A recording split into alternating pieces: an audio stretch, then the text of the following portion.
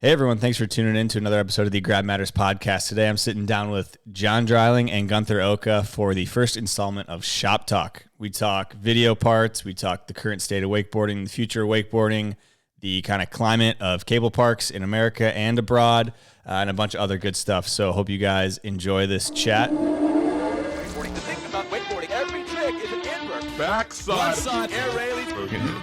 All right, we're back. First installment of Shop Talk. Grab Matters podcast. We got Guenther Oka to my right. We got Johnny D to my left. How you boys doing? Dude, I'm pumped. Yeah, good time to get together with the boys and just talk wake. Yeah, dude. So we're going to be talking some edits, some news. We got a whole lot on the docket here. I say we start. I think we get into the parts in a little bit. I think we start with Liquid Leisure closing and then opening. You got any info on this, Johnny D? Sounds like you might. Man, I should have reached back out to them recently. They closed down. I can kind of go into a little bit of detail why they closed down.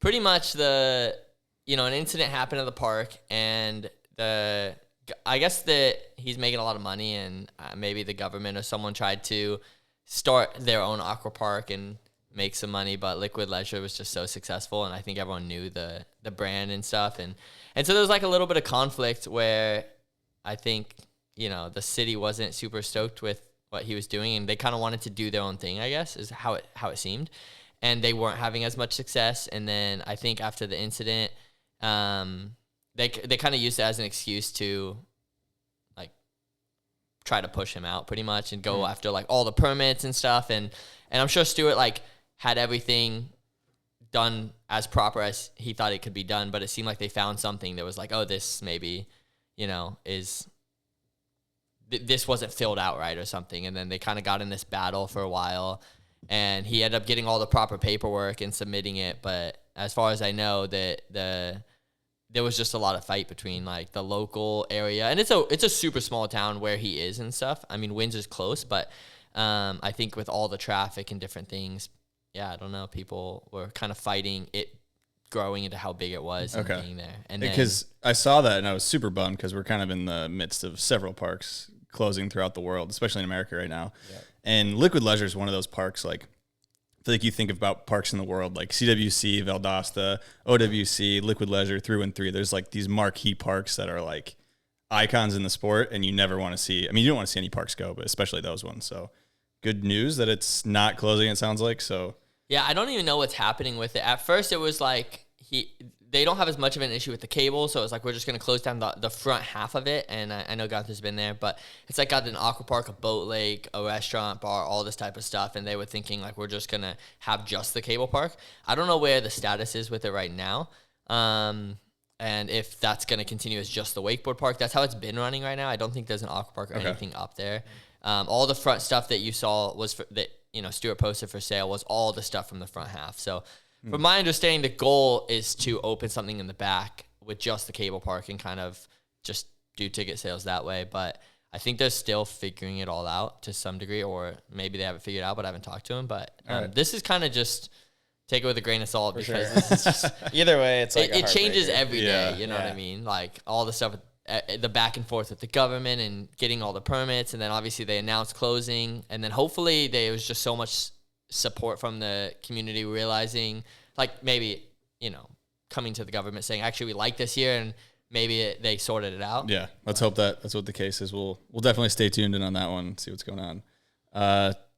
Thomas Herman, the guy who landed the triple. I was talking with Guenther a little bit earlier. We got some, he doesn't have a board sponsor. He's got a boat sponsor, so he's on Supra. Been on Supra for a minute now, but no board sponsor. So Guenther, you might have a little insight on what was going on. You said you were talking to him the other day. Yeah, yesterday actually. And it was cool because, well, the one thing that I picked up on right away was obviously he had the Ronix board under his feet, and then he was definitely posting like on a Hyperlight, on the LF stuff. And so I related to him a little bit yesterday because I've kind of been going through the same thing of not with different brands, but riding different boards. And I was stoked for him because I'm like, man, take that time to go and expand those feelings that you're getting under your feet. Because I've kind of been like pigeonholed into riding the same board for like 5 years now.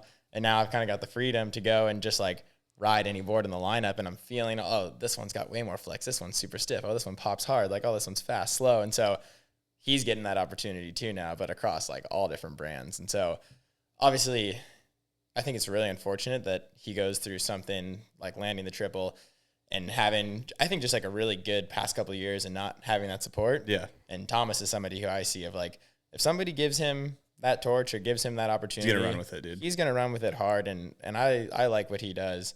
I'm a Thomas fan for sure, but you know, I think the future will be bright for him if he keeps his head down and just keeps on grinding for it. Totally agree there. Definitely. Yeah, he was kind of pulling a Johnny D, riding all the boards, posting Yeah. about it on Instagram.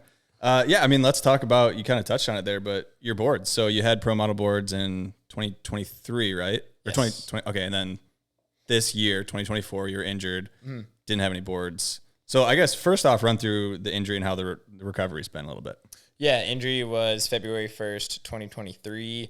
Double back roll behind the boat, overshot the wake, and landed with my back leg straight, so hyperextended it, and tore my LCL, my bicep femoris tendon, which is like your hamstring, and then kind of fractured like my tibia plateau, and then a little meniscus damage in there. Wow, okay. So the hamstring's been like a huge pain in the butt to get back, but it's coming back. And so I did miss the whole season of being on the water. And obviously it was like an unfortunate time in the market too right now with just, we're having some weird little fluctuations. And so some cuts had to be made. And so the lineup got, you know, put on a hiatus for right now.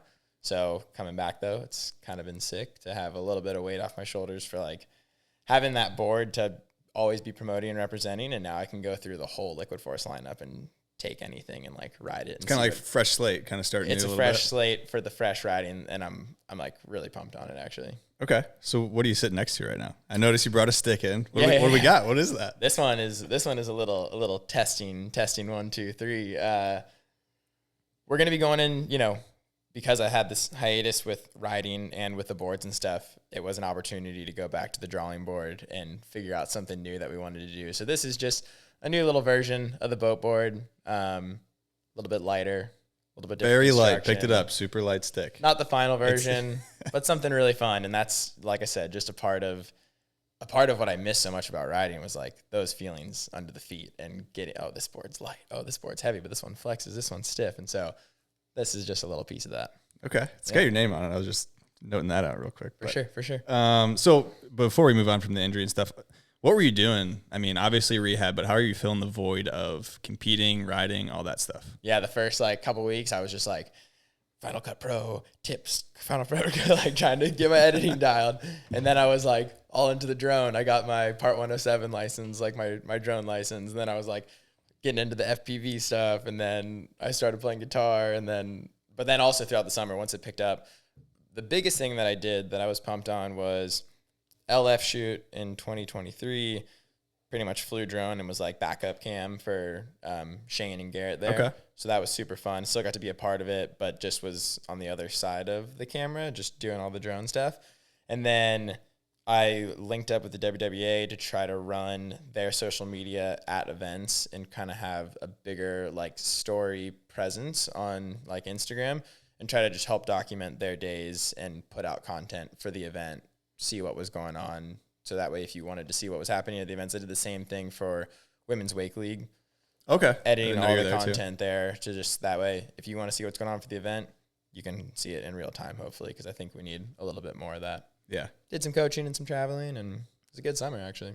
So it wasn't too bad. The mental side of things, you kind of handled it decently? I think I kept myself busy enough. Okay. You know what I mean? I That's- didn't go stir crazy on the couch. I got to see the boys ride, got to support Megan. It was fun. That's all you can ask for. Yeah. All right, we got a video from Figgins. Greetings, Grab Matters podcast. It's your mate Figgy from Australia. You're probably thinking, who the fuck is this guy? And I think that most mornings as well. But my man Hunter has hit me up to ask these lads a few questions that are on the show today. Superstars Guenther Oka and Johnny D. So I'm going to hit him with a few questions and let's see what their answers are. First question for you, Mr. Guenther Oka. What was it like to be involved in the X Games Real Wake?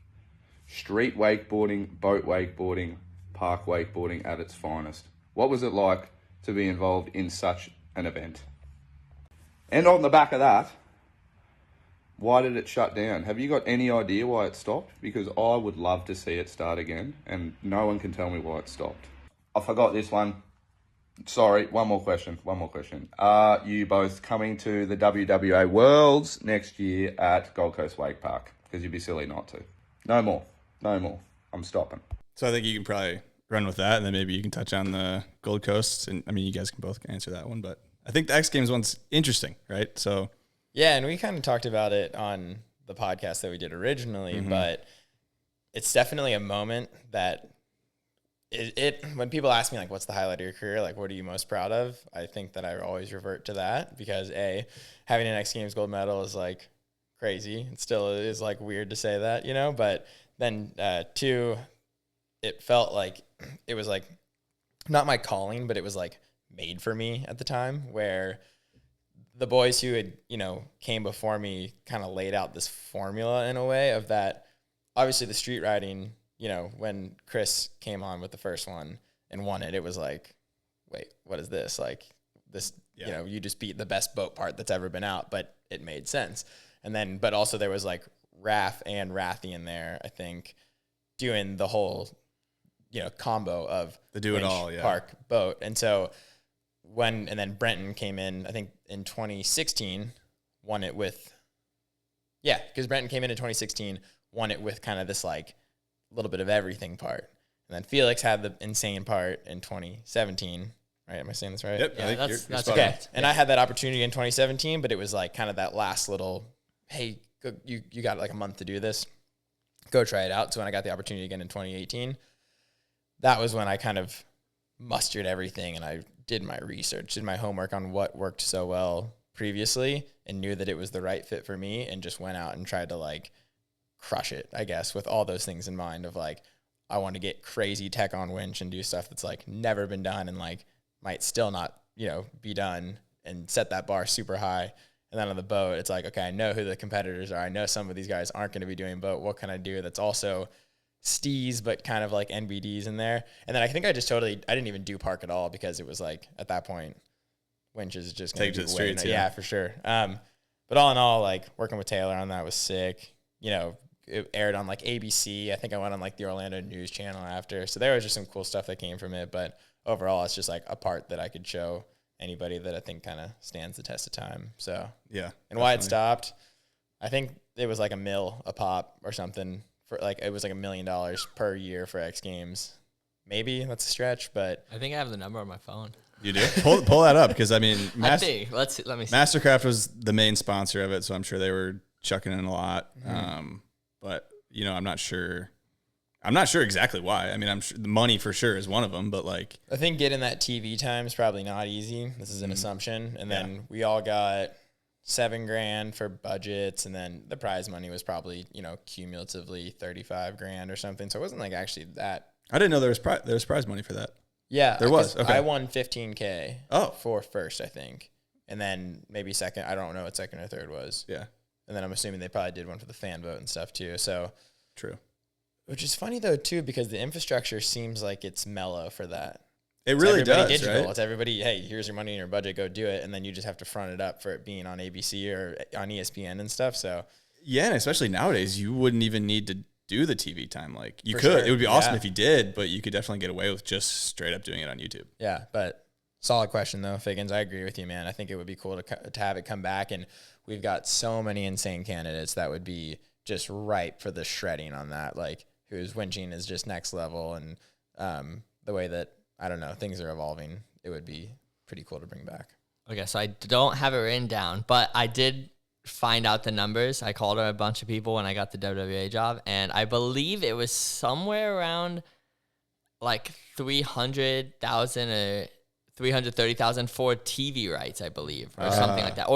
Or that could have been total. There wasn't much more cost except TV rights. So it was either something along like 250K for TV rights, and then the rest led up to like 330,000, or it was like 330 and the rest led up to like 400,000 or something, was what I believe it was. But I don't know. Like we could kind of add it up from there. I wonder if it was like $1 million cumulatively is where I got that. I think like from. it That was would like make more 3 sense. years, $1 million at first, and then there was like, I don't know. They did like what, 5 years? Was it 2018 and 2015, maybe 4 starting years. 2015 to 4 years. 2018, because I remember helping Dowdy with his first So one in 2015. yeah, maybe it was $1 million cumulative, but it very much could have been $1 million because the TV rights alone were like that much, but that doesn't include the production. So I don't know. I mean, I wish I had this written down. I literally called some of the people from Alliance back then and different brands. And I mean, it's closer than it is further away with a million, I would say. yeah. But you know, on that note, right? And when you watch what X Games does now and the way that they break down their content, you know, mostly just across Instagram, but then with all the events that they do, like the content's like so good that comes out of it. It's so organized. It just makes so much sense. It's all bangers. And I almost think that you could do one better or one different than Real Wake and go to like what the Street Jam was that happened over in Europe. Yeah. Johnny D. Yeah. Right. Like you were part of that Street Jam. Like, could that be the next X Games section where you go and it's like, because right, didn't in X Games they do it where they set it up at like El Toro or something? So, and they Yeah, I was gonna jump on a lot of that. X Games. The reason I reached out, X Games changed ownerships a few years ago. Someone bought it. I think Tony Hawk was involved in buying X Games and all of that, and that's why it totally changed the last year. They did like the Ventura X Games again, and they had this big festival. But before that, they were doing X Games events in people's backyards. So the vert ramp was in maybe Bob Burnquist or some. Probably. I don't know. They had that one like the Skate 3 looking like mega ramp and a quarter into the other mega ramp. The like so double crazy. mini mega thing. Yep. Which I think is Elliott Sloan. Maybe both were at Elliott Sloan's because I think he has a vert ramp as well. But anyways, I was like, this is a cool opportunity because it brings the production cost a lot lower. You know, if we can just go somewhere like Valdosta's 2.0 and record something like that, that'd be rad. Especially like that year when it was in backyards. I mean, they invited people, but it wasn't a big festival like it was the last year at Ventura. But yeah, with X Games, I think people, like with Real Wake, just to piggyback on that real quick, I think that people don't always understand the way X Games works. They're more like a media distribution company than they are like, you know, the money comes from this industry normally. So like wakeboarding brought that money to X Games. There were sponsors from wakeboarding supporting that. And they were the one, and X Games was distributing it. But X Games also had very specific requirements of how these events worked, you know? They were like, we have to have it on the TV. ESPN owned X Games at the time, but they wanted the TV rights. They wanted this. They wanted to make some commercials, and their platform became so big that it's like the sports were using X Games to try to promote their sport. But at the beginning, X Games was completely different, you know? Obviously, when they started, they didn't have this big platform, which is a whole nother rabbit hole. But when it comes to, like, they started doing Real Street and those type of events where they had the parts like Real, but the recent Real Streets have been out of spot, like I'm just saying. So, like, there was cool. Like, that's insane. Yeah, so it's like a jam session of like 30, 45 minutes. And I think that would be interesting to do something like you said. That's the most reasonable way, I think, where we could do a live production and that sort of thing with X Games. But I think it still ends up coming to the reason X Games ended was wakeboarding pulled out the funding. The sponsors didn't see the ROI. You know, I hate to say it, but a lot of the industry is funded on boat money. And when it became all winching, that was the story I was told, you know. That I mean, it makes sense, right? Like the boat company sponsors it. They want to see some boat sales, a lot of boat riding. Like, and if it ends up going the opposite direction, you know, full backfire. The wakeboarders are stoked, and the people at the company that wakeboard are stoked, but they're like, this doesn't really make sense, right? Yeah. Like, and it's tough because if like one boat company sponsoring it, they're like, I'm not. It's nothing against the boat company. Like, who would take that much money, like throw the million at to promote the sport the way we all want to see it, which is rad. But like, you know, why are they the one doing the charity versus this other boat company or that boat company? You know, it's not like the whole industry coming together and putting this money in. It's true. It did fall on one company's back, and it makes sense that didn't work out for them as well as they hoped. And I got a lot of love for them doing that event. I was gonna say, I think definitely should be thankful for sure that it happened, because that was without, you know, Mastercraft doing it, we wouldn't have probably had a real wake. It probably wasn't somebody else who would have stepped up to do it. So right. And also I'm heading to Oz for Gold Coast for sure. Oh yeah. Speaking second question. Obviously, I'm going. Yeah. Kind of my job, but okay. I was gonna say, speaking of your job, Johnny D, you work with the WWA. This is somewhat recent, so you touched on it, but give us kind of a there you go, crack cold in there. What do you do? I mean, with the WWA, what do you do here? Okay, well, essentially, Corey Wilson, Corey Brooks, she, she goes by Corey Brooks, right? No idea. Corey Wilson. Yeah. Corey Wilson. So Brooks is her husband's name. I'm a little tired right now. Okay, so Corey Wilson like was your right. boss, eh? I've known her for over 10 years. For those of you who don't know, she used to be a pro wakeboarder on Slingshot. And Corey Dyer, and now I have her as Corey Wilson. But Brooks Wilson is her husband. I'm sorry, Brooks. I've known both of them separate. I knew both of them for like many years and didn't know they were married, and they had been married for a long time. And I like worked with both of them on separate things in the industry. And Love a bit of that. took a minute to put that together. But so she is kind of the director of all of the WWE at the moment, and Shannon Starling's the president and owner. And so she's kind of been leading, before I came in, all the events across the board on boat and cable. And I think they basically brought me in to take over the cable events, kind of head that section of it. She's still kind of my boss and overseeing it all, but it really turns into her having a lot more time to focus on all the boat events that go on, from regattas to like rider experiences and contests. And then I can take that off her plate so I can run with the cable side of things. And they've been awesome with like giving me freedom for changes and anything I, have ideas for. Of course, I use their experience to kind of bounce the idea around and check what, maybe my idea makes sense. Maybe they've tried it and there's something I don't see, and kind of poke holes in it. But in the end, I'm pretty much running all the cable side of things. So if it's a cable event or anything on that side, I'm kind of taking it. And so that frees her up to do a lot more with like boat, foiling, surfing, all that type of stuff. Okay. For those who don't know, what is like a brief explanation of what the WWA is? Okay. So it's the World Wakeboard Association and... World Wake Association now. Oh, sorry. The World Wake Association. Wow. Yeah, I was assuming you would know that. I'm blowing it right now. The World Wake Association. Sorry, on cable, there's wake skate, but it's really heavy wakeboard. I don't really touch a lot of foil or surfing. But yeah, the World Wake Association, and they, for the most part, its events is like the bread and butter, I guess, but that's not just contests. Like that's rider experiences, that's demos, getting people on a board, doing things with dealers and regattas like with Nautique. And so all the brands in the industry would, call up WWA and say, hey, we were looking to do this event. They got other things to worry about with products and stuff. So we kind of come in and run that. And so that can be grassroots events as well. And there's different levels to it. So for the Europeans, it's very similar to IWF, where we have, a few different levels where you can just use us for sanctioning or a few helpful things on the outside, or you can say, hey, I don't want to touch this whole event. You can run the whole thing. We also put on our own events, though. For like, example, the World Championships, that's not like a company coming to us saying we want to do this, but that's us just running with it. And then you have, for example, the Nautique tour on the boat side of things, and then we also help out and sanction the pro tour and are involved in that, whether it's insurance or just on a boat side of things. There's a lot more going on with you're finding a venue and setting up, as opposed to at a cable park. There's a venue that's private usually that is owned and has insurance already. So on boat there's a lot more variety, but on the cable side, But also, if you're new to wakeboarding or you're just getting into it, the WWA can kind of be that platform to try to dial in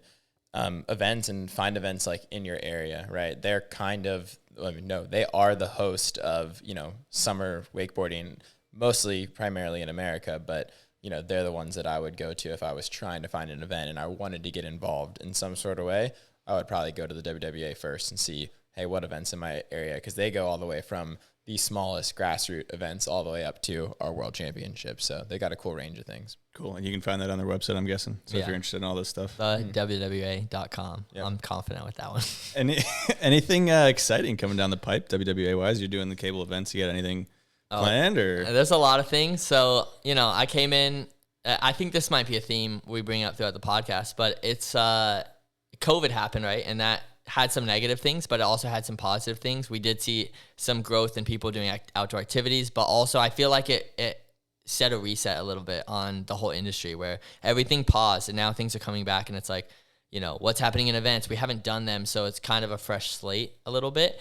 And so I think that it was perfect timing for me to step into that role, and it's kind of a fresh slate on cable. So we've been doing a lot of things over the years, from points chase to, Wake Park World Series. And I think it's kind of an opportunity to open the door to a lot of new things. So I can't announce everything that's happening, but there's definitely like a lot more events going on in America specifically, with grassroots stuff and kind of revamping what the scene looks like over here in events, as well as the World Championships, moving to Australia, which is super rad. I think we're working on different regions. I don't know how soon this will come, but like different, tours and maybe smaller tours in different regions, whether that's Europe or Australia or Asia or something like that. So kind of trying to get more engaged in those different areas. I mean, the IWF has had such a big play in those scenes, but also, they're going through some changes and stuff. So the door's just open to do a lot of things. And I think now is a great opportunity with a lot of governments around the world are very supportive of outdoor activities and sports. And so it's really, the future looks bright on that aspect of things because there's so much involvement coming. And that's what's opened the door a lot to what we're going to do in America next year. And to like going to Australia and stuff, we have some government support with that event. And so I think there's a lot of opportunities in the future on the event side of things. Absolutely. And I think a lot of people kind of forget to remember, it's a funny way to put it, but like a lot of people got into this stuff in COVID. Like throughout those 2 years, a lot of boards were sold, a lot of boats were sold, a lot of cable passes were sold after they opened up. So it's like, there's a lot of people recently that are fresh still into this. So like you said, it's a good time to like start getting into the event side of things, kind of rework what it looks like. It's a good little segment there from Johnny D and the WWA. And I think all of us should be very thankful that we have Johnny D running the cable side 100%. Of things, because nobody has a brain like this dude. And I think we'll not only take things in the right direction, but see through every single step as well. So kudos to you, John, because you definitely don't leave anything overlooked. And no stone goes unturned with this guy. We should be thankful to have you in our corners, dude. So cheers. 100% on that one. All right. I got Jamie Huser recently got on Red Bull. Yeah. So which is sick. We like to see that. Where is he from? Switzerland or something like that? Swiss. Okay. I believe. So Red Bull is one of the bigger paying sponsors in this industry. I'm curious because I talked to some wakeboarders and I'm kind of wondering how many true pro wakeboarders are there in the world right now? Do we think? I think I need a sheet of paper. Okay, this is I think we need to go back a little bit. This is something I want to bring up with the Thomas conversation too. It's first of all, you kind of got to define what a pro wakeboarder is, but I think that, and honestly, I was thinking the other day, this like been such a big motivation for me with the WWA and other avenues I do behind the scenes in the sport is like there's so many talented riders right now that are not getting maybe as much support as people think. And I'm not saying there's not support out there. And I think we see this in every generation, like coming up, a lot of riders I rode with felt that way. Like there's not a lot of support. And I think, defining pro is one thing. And then, it's tough in the industry right now where, there's just not a lot of support for people like Thomas, where I think what he's doing is just kind of putting it out there that he's not getting as much, like he's not locked in somewhere, because I think there's a lot of riders out there that I look at as pros. I look at Thomas as a pro and stuff, and he's not getting that financial support, at least not yet. And it does take way longer though. That's another aspect. It's like, you got to put in your time, and that's why I think so many riders feel like I'm at the skill level. It needs to happen for me now. But it's like, Thomas doing the triple is what will make it happen, but just he does the triple. It doesn't just happen overnight. The brands have to get the budget and, move them things around. And so, I think maybe first we start with defining what a pro wakeboarder is. Okay. To answer that question. On top of that though, like I remember like winning like Cable Worlds in like 2016 and it was like crickets, like, you know what I mean? And it was like, this is supposed to be like the biggest deal ever. And then like nothing, you know what I mean? But then, okay, hey, give me another year and another couple world titles and those things accumulate, you know what I mean? Like that recognition and that consistency lies there. But I do want to go back to what you were just saying about what defines it. Yeah. Right? Yeah. You got thoughts? Well, I feel like you can look at it from two avenues. One, or maybe even three, of like, one, okay, is your name on a board? It's a little hardcore for wake though, I think. I'm going to take a hard stance that I personally, and I know a lot of riders feel that way, but I personally don't agree with that. Just I kinda because don't either. it's like in skateboarding, everything's made by PS Sticks, and you can call them up and put a name on a board in a second, and they just You mean the print a decks are graphic. made by one guy or one company? The decks are made by one dude in Mexico that just like ships them to LA, and it's super easy, and you can make a name on a board super quick. Someone switches companies, he probably knows what they like. It's super easy. When it comes to wakeboarding, I mean, I worked on this board for years. Yeah. And then there's only so many boards, and it's a little different. Like to give some context to skateboarding as well, the whole part of you being a pro is you get your contracts work as royalties. So you get paid like a bigger percentage of the board, let's say 10% of the value of the board or something, $5-7, and then you have a minimum for the month or the year. So it might be like, okay, you get $5 a board, a minimum of $500 a month, but you don't make any additional money till you sell 100 boards that month. And so their contracts are strictly on that. So you kind of know who's getting paid by if their name's on a board. And AMs might get some support, travel budget, all that type of stuff. But on wakeboarding, it's completely different. There are people making a decent amount, not a ton, but like making a normal pro salary on a wakeboard company that's not have a name on a board, because it's such a process, you know? Yeah. Because that's like one way to look at it, which I'm like not the hugest fan of. The other way I would say is that you just have enough collective sponsors or one brand backing you that makes wakeboarding your profession. It's your full-time gig. You don't have any other thing on the side doing it, and like that's what it is. And then I would say the third is that, you know, I don't know exactly Thomas's situation, but you win $20K at an event. That's a pretty good little chunk of change there. Like Some sponsors don't pay that in a whole year. So 100%. That could Right. be your profession for the year. Yeah. Or like you won one event, and then you got enough money to ride on it. So I kind of would break it down into like those three. Okay. Yeah. I mean, my stance changes all the time, I feel like. So whatever I say now, take it with a grain of salt. Sure, but yeah. at first it was like, okay, what's the poverty line in America? It's something like $13,000, $12,500 or something. Okay. It's very low. So like 20 grand, he made more than what's considered poverty in one day, you know? True. And so it's like, at first it was like, well, if you're making like 12 grand collectively, like you could say, you know, you could, because when you say surviving off it, like I could live off just wakeboarding without the WWA and other things, but I'd be living in a shoebox, you know what I mean? Like, or I'd be living with a bunch of roommates. It'd be fine. I'd be happy probably, but it's like I'm married. I want to have a different quality of life as I get older. And so it's, you know, that's hard to say like what making a living is or not having a side hustle, I think. But I think in general, like there is an aspect of if you get paid to wakeboard, you're kind of a pro, I feel like. Agreed. And but I think there's so many boxes you can check, you know, like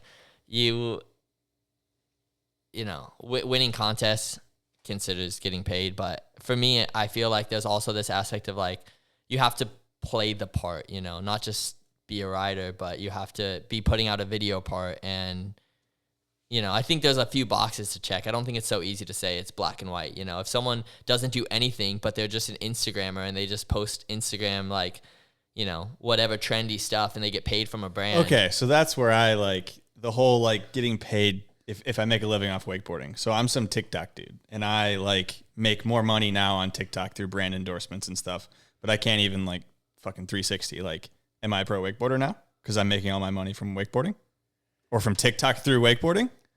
Right, which is why it's like that's where it gets gray. You know what I mean? All of them is a slippery slope. It is. And that's why I say like there's almost not just a one answer to it. It's like a checklist of things. I feel like, you know. This one's a little off. It's on topic, but I don't know it to a T. But it was this hilarious like Instagram story that I saw, or maybe it was a post, and it was like. It was from the snowboard industry though, and it was like, "How pro are you?" I love this. Guenther posted this on a story, but I can't always. Maybe I can I've go back. Always to my wanted highlights. to go back and find it. I've always wanted to find it. If somebody here so like good. knows exactly what I'm talking about, or maybe I'll try we'll and do put the it in. dive. If we find it, I'll put it up on the screen. But it just is. It does break it down. Like, are you hitting up your sponsor every other day to try to get an answer back? Are you getting ghosted, or like, do you have a nice line of communication? Or is your TM hitting you up every single day because they need something from you? That was the one question I read, exactly, and I was right? like, and I felt myself move through all of those. There's such a time where you move through all of those. It's like, yeah, they're not answering the call. I'm struggling getting emails, and then it's like, okay, they pick up when I call, or they call me back, and then it's like, bro, leave me alone, dude. Every week, every week we're having a chat, you know. Hey, can you go to this boat show? Can you do that? Or just like a catch up, you know. And it is true that the thing about that interview was I found it so true. Like, it was like a questionnaire, and I was like, yeah, all those things are like almost like levels of pro. And I don't know if there's like, it was definitely a little bit of satire, but also it was very relatable to somebody in that position, and so we got to find that. I think it was a reality check for a lot of people. I agree. You with that read too. it and you're like, you know, maybe if you believe most of it, like the TM thing, I think that's a real thing that happens. And then, you know, it might be a little reality check. Like, they might have the skill level to be a pro, but they're not, in the eyes of the brand, a pro, maybe. Yeah, you know? because it's a funnel, right? Because everybody starts at that first level where you're hitting up somebody, not everybody, but a lot of people. And then you try and funnel your way in to the part where it's like, oh, you are a pro now. You both have done it. Any tips? I mean, anything that come to mind where you're like, this is what got me to that next level of the funnel, then the next one, then the next one, to where I'm kind of where you're at today. There's got to be some stuff.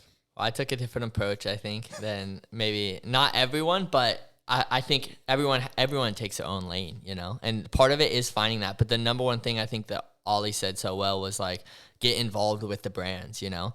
That was actually my biggest approach. When I used to travel to events starting in 2014 internationally to things, I made friends with every cable park owner, everyone I thought would be a distributor, because I was like, one day maybe that connection will help a brand I ride for, you know, and I'm creating some value by having those relationships in that network.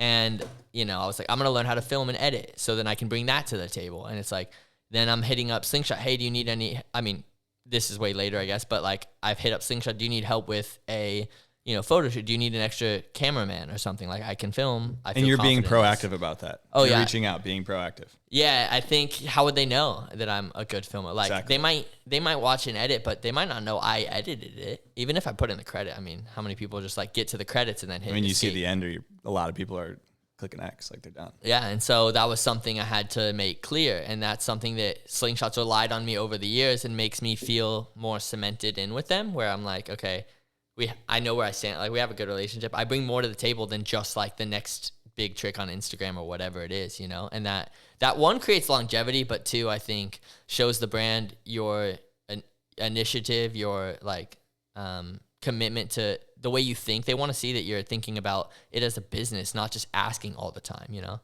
I think going to them and bringing something like that, it goes a long way. No, I love that approach. And I think while my path has been different than yours, we've shared the same like fundamentals or like mindset of where, to me, it was always bring more to the table than like anybody else does. You know what I mean? And that started from an early age, even before I was like living in Florida, when I was just on like the Flow program in Ohio with Liquid Force. I was doing like the trip across Americas with the Midwest rep there. Like, I drove up to Michigan and then jumped in with him, and just he took me around. And so little things like that, you know, or like when the free for all would come to Wake Nation, like I was there trying to set up boards and do as much as I could. And then when I moved to Florida, excuse me, the diligence of not being afraid, I think, to annoy people, because I think sometimes you have to be annoying to get your point across. But, you know, I remember showing up to, maybe it was like the 2014 or 2015 Liquid Force shoot, and like I was there to help. I was there to just be a helper or like be in the background, and people knew of me, but then, oh, hey, you got the opportunity to ride Harley's board because he's not here, or like ride the trip or something. Okay, cool. I'm going to go throw down like as hard as I can right now while I have the opportunity. And so I think all those things trickled, where it's like hard work, bring more to the table than like anybody else, and be super proactive about it. You have to. Yeah, speaking of what Guenther said made me think of something. Pretty much everyone in the whole industry that's working for these brands and these wakeboard companies, and they're in it because they love it. They're not. No one's in it for the money. No one's Excuse me, I'm absolutely in it for the money, but people forget that like everyone in the industry is underpaid and or overworked. And so the more you can make some guy's life easier, the more they're going to want you around. The more they're going to want you on a shoot and that type of thing. Jake said it super well, you know, how far that went with the performance tent and stuff. And so being able to, you know, get involved with the industry, understand what the company wants, and kind of let them know that, or what the company needs, I guess, and what they want, but like let them know like you're a team player. You're there to support things, and you have to pick and choose your battles. Like Guenther said, you got to like be annoying, but that's been like the hardest thing as a pro, I think, is like, I heard this, maybe it was on your podcast, maybe it was on the Bomb Holes, a rider talking about that, but it's like, there's been things over, that's my pro model or something, where I'm like, no, this is what I want. This is important to me. And then there's been other times when it comes to decisions where I'm like, you know, whatever's best for the company, whatever's going to drive the best sales or whatever you guys need, because you got to pick and choose your battles and you got to show you're a team player. I think that goes a long way as well. I did 100%. I could not agree more. Of like, you have to pick and choose, and it's like always a give and a take. There's moments where you can take, but there's moments where you totally just have to give and like go with the flow, and just it is what it is. And I think for that up and coming rider, I would have to think now, because definitely I came in at still a little bit of a golden era, like still where Tail end of it, yeah, the tail end of it, where because I was doing stuff with Liquid Force, and Liquid Force was partnered so heavily with Alliance, that when O'Neill came up and they needed a new rider, I was that person in Liquid Force's eyes. Well, he does boat, he does cable, he's been good at photo shoots, like he can do social media. And then O'Neill was a phone call like in my bedroom of just, hey, you want to join O'Neill? And I was like, yeah, no worries, like for sure. And so I don't think that opportunities like that are arising left and right now. So to be that up and coming rider, I think, you know, you're feeling like maybe there's no light at the end of the tunnel, but I think that, and not only that too, but the opportunities to get in front of people are a little bit smaller, right? There aren't as many in-person events. There isn't like a Liquid Force free for all right now. And there's not a magazine as well to get in that puts you in front of people. But I think there's a lot of other ways to really be creative and get in front of people. And once you're in front of them, then, you know, use the brain, use the emails, and like try to keep that message in front of them. I think it's totally doable still. I want to add something too. Just in general, when it comes to getting a sponsor or moving up through the industry and like, you know, working your way to be a pro, is one big thing is, I find we've all probably had this, but like find a mentor in the industry that's maybe done it before, because there's not enough good, it's not so black and white, you know, it's not like do this one thing, and there's not enough support from like maybe a team manager or these brands to kind of walk you through it step by step. And as I said, everyone's overworked, but find someone who you can kind of get some advice from and make some decisions. Cause like, I wanted to say it's a slippery slope when Guenther's like, don't be annoying, because it depends on the person, right? True. Like, Yeah, like you gotta feel it out. We're a little self-aware, but maybe there's other riders that are like, don't think they're being annoying and they're being way over the top. So kind of like find someone you trust. That I think that's helpful if it's possible. And then I think another thing, people always ask like, how do I get sponsored? Or you know, I think when it comes to being a pro, one approach I always took was, if they did a new debut, would I be one of the ones picked? Would I be one of the 9, you know? There's 9 people picked in the debut, you know, or something like that, right? Would I be one of those picked people? And if I can never answer that yes, then am I really bringing a lot of value? Like, there might be 8. 9. There's 9. Wow, look at the big brain on this guy. I mean, I thought about it a lot. And you got like, into MIT, folks.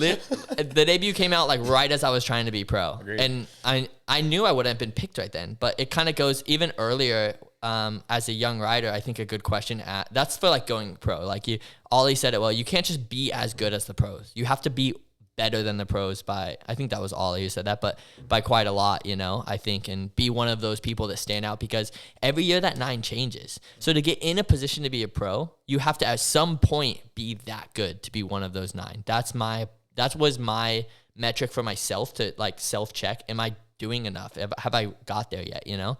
And I think when you're younger, it's like, it comes to uniqueness in a way with a sponsor. Like, I think a good question to ask yourself is like, would the sport be different if I stopped doing that?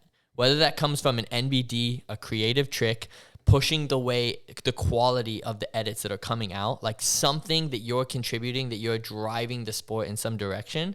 Like Wes completely changed the sport, you know, and then Trent is completely changing the sport with tricks. And so it could be any of these things, but that's something that drove me in a way to mini wake, was like, I wanted to just eventually, I got to that point where like, that was my driving force, was like, do something where it's different because I rode, I guess. And I think that if you're doing that, then sponsors will follow. But if you're just I've seen so many riders just try to be just like the pro, but then like giving you money and supporting you and keeping you in the industry, does that really better the industry? Because we already have that pro and we already seen those tricks, you know? Good point.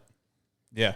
I think two things on that. One is, from what you're saying is like, you're talking to a rep, be the reason that rep or that person speaks up about you to somebody else. Be the reason, give them reasons to do that.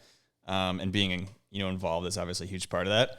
And two is, a lot of you shouldn't focus on being a pro. Like, listeners and riders and out there, like, you don't need to be a pro wakeboarder. You can go wakeboard and have a ton of fun. Like, I never wanted to, I know it would have been awesome to be pro, but like, I love wakeboarding. I love all these sports.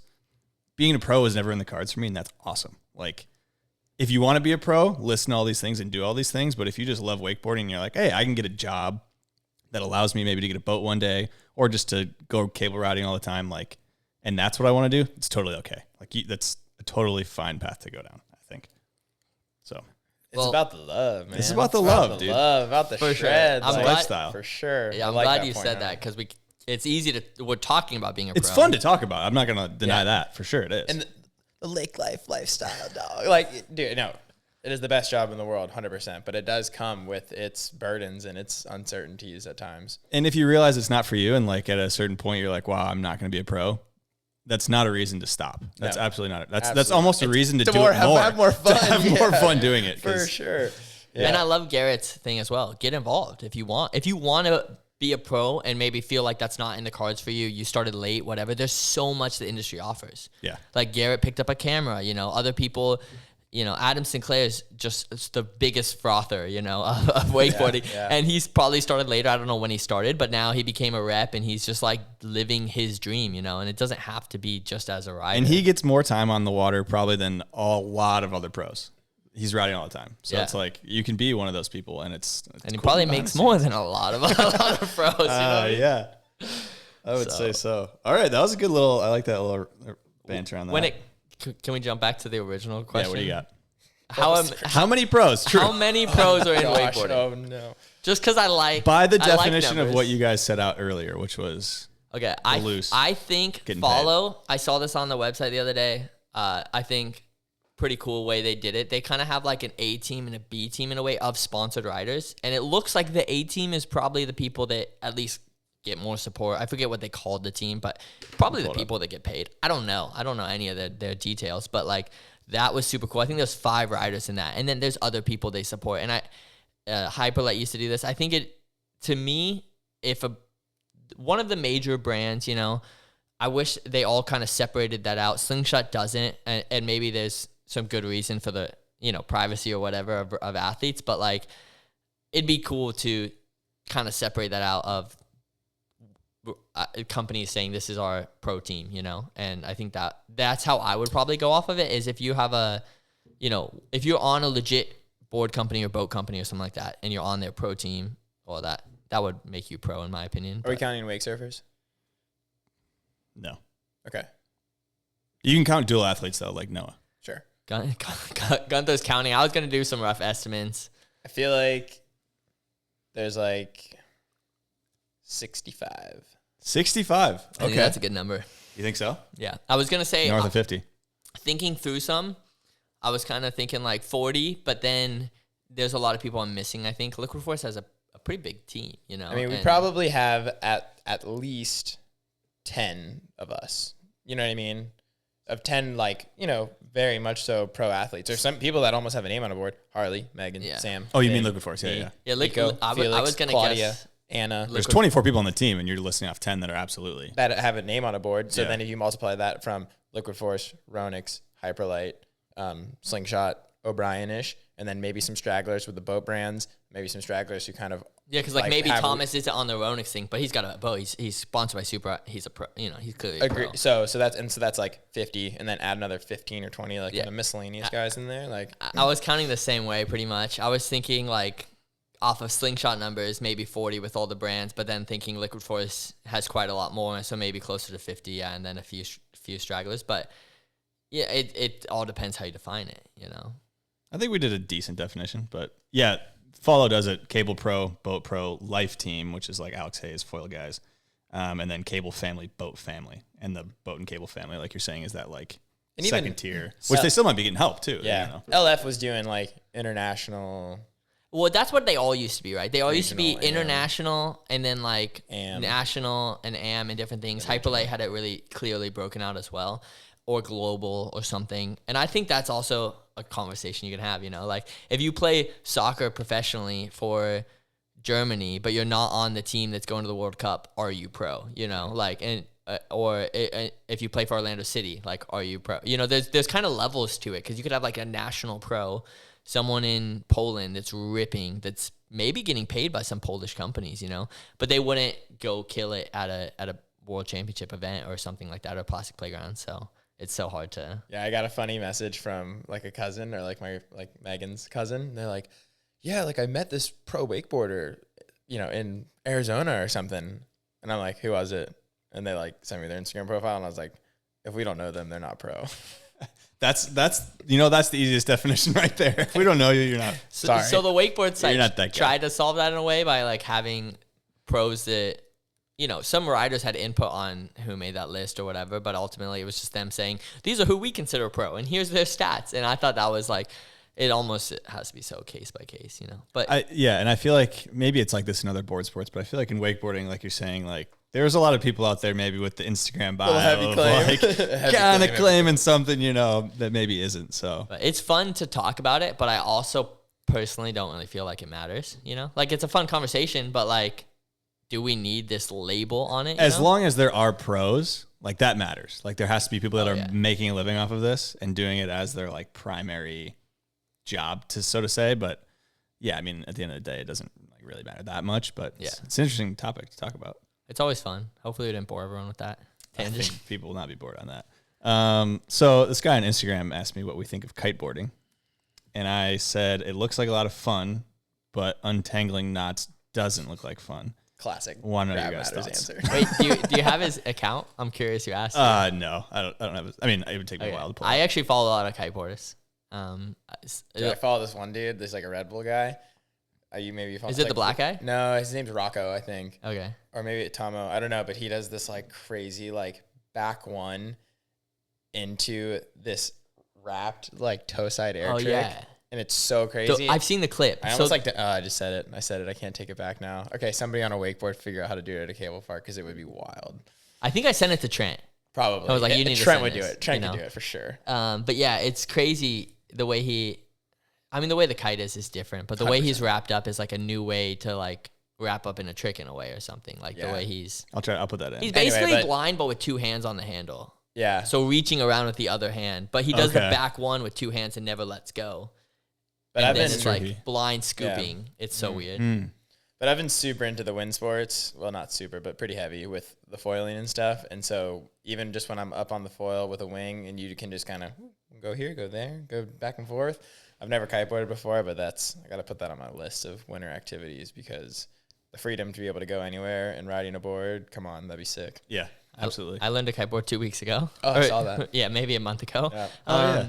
But I actually followed a lot of people because they would DM me and like be hyped on the boards and these guys are hitting features and riding. Kiters are definitely hyped on wakeboarding for sure. Yeah, and Steez. and they sent me edits. They were like, "Yo, check out our edit," and I was like, "Yeah, I'm checking this thing. Like, I gotta know like what this is." And I saw their Instagram first, and they're hitting rails, and it seems cool. And I checked it out, and there's some rad stuff that a lot of the guys are doing up in like the North Carolina area and 100%. and in Hood River, and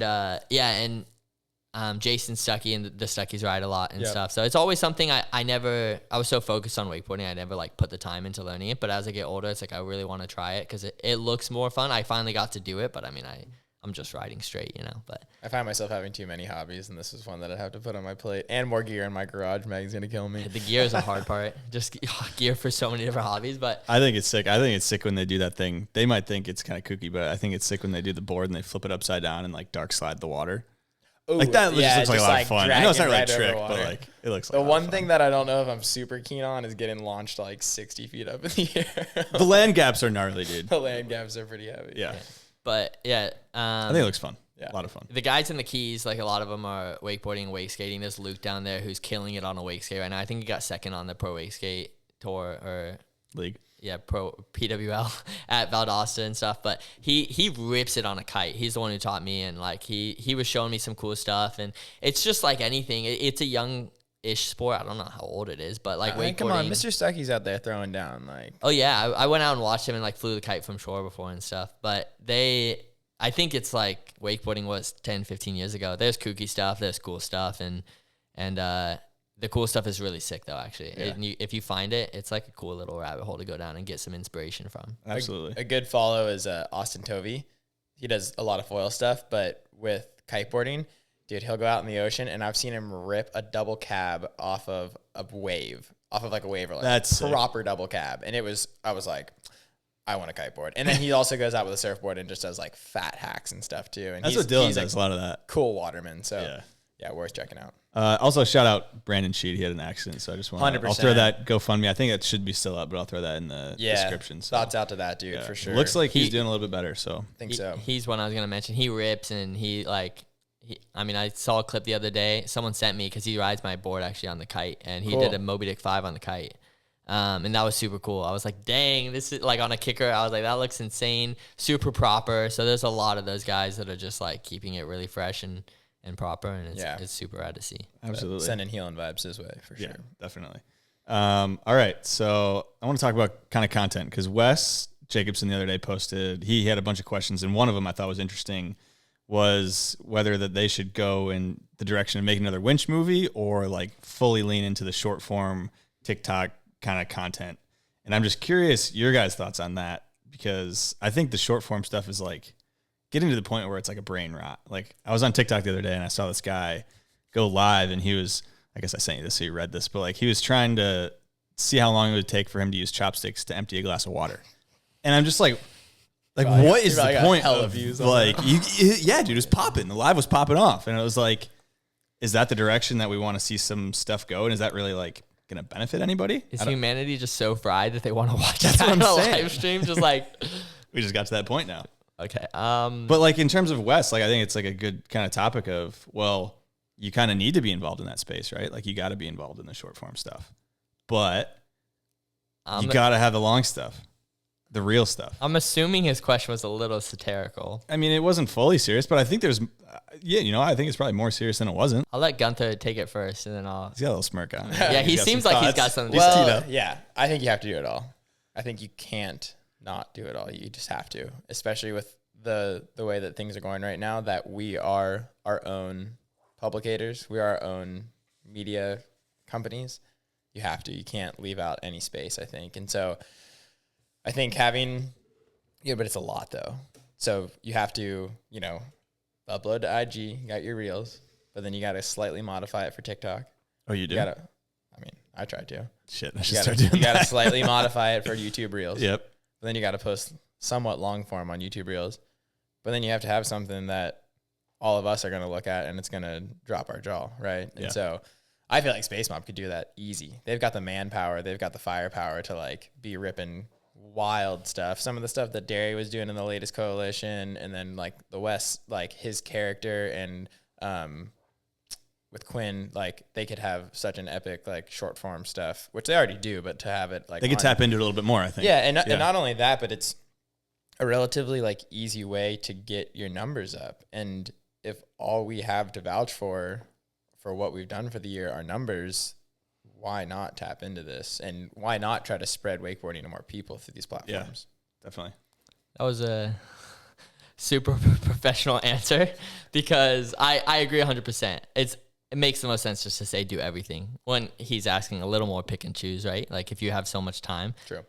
But I agree with Guenther. Like doing it all is ideal. I think, if you can do something, I read the Gary V book, Crushing It, where he talks I have about that one. Okay. I haven't read it yet. Where he talks about like all the different social media stuff, and I mean that's also his approach. And but there's this concept of like making pillar content where it was my approach a little bit on Instagram. Like make a part and then release those tricks slowly on Instagram. And yeah, like maybe some of the industry will get annoyed at repetitive tricks, but if you do it right and you do it tastefully, and maybe there's a little more behind the scenes in some way on like the extra content, then I think it's kind of the best of both worlds and like repurposing it. I mean, you do this perfect with Grab Matters, you know? So I think like take a page out of that book. But when it comes to like, I mean, we need all of it, as Guenther said. Like, you need to get the views on it, but you need the core stuff.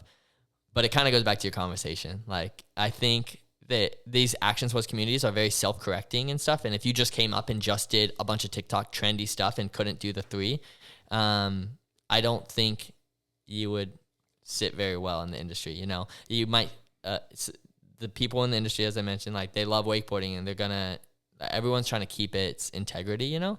So I think you have to do parts and stuff. For West to ask that is one thing, because they've done 3 movies. So it's and you can do whatever you want, West. So you can do whatever you want, West. Yeah, for sure. They got the green light. But I think, like, Thomas, I think, is doing stuff so well to bring him up again. Like, that's why I commented him in the beginning, because I see what he's doing. You know what I mean? And, like, I think he does it well. Yeah. So to not do an edit or part, I mean, he hit me up, got some funding for it, and did like this little mini documentary on him after winning Rookie of the Year. And now there's been like this mini documentary on his triple flip and like that. And then he does tons of TikTok stuff, you know, but it gets a slippery slope with like, are we content creators or are we wakeboarders too? You know? Yeah, that's a good point. I mean, I think we're both. You have to be. You have to be both, I think. I don't know. But I would hope that, and it seems like there was this fear for a long time that the TikTok thing, being the TikTok influencer, will get the sponsors and all the sponsors. And there was always this talk of this. I feel like every year there's this fear of like, oh, the brands are just going to support a TikTok person. But the brands have been pretty good about staying true to wakeboarding, you know, and supporting people who are doing projects. And I think you can be that TikTok person. Like, there's nothing wrong. You got to do it tastefully and you still have to do all the other stuff. But like, don't leave room for like some random dude on TikTok to like break into wakeboarding who doesn't wakeboard and doesn't care about wakeboarding. Be that guy who breaks into that like space and is like, yeah, I care about it. I do all this stuff, but I'm more trustworthy when it comes to all this short form stuff. So like, be that person who breaks in rather than some random dude. And it's definitely not easy either, because my perspective of filming and stuff has always been like, I'll sit on a clip for like a year or 2. Or like when I did my In the Meantime video, like I filmed these tricks and then I straight up stopped doing them so people like wouldn't see me do them. And then I started doing them again like once the edit came out. You know what I mean? Yeah. And so you have to post so much content for all this that it's super easy to get oversaturated. And I'll ask this one because I think it's interesting of like, what do you think about people who show off the spot or show off what they're doing, but then save the banger?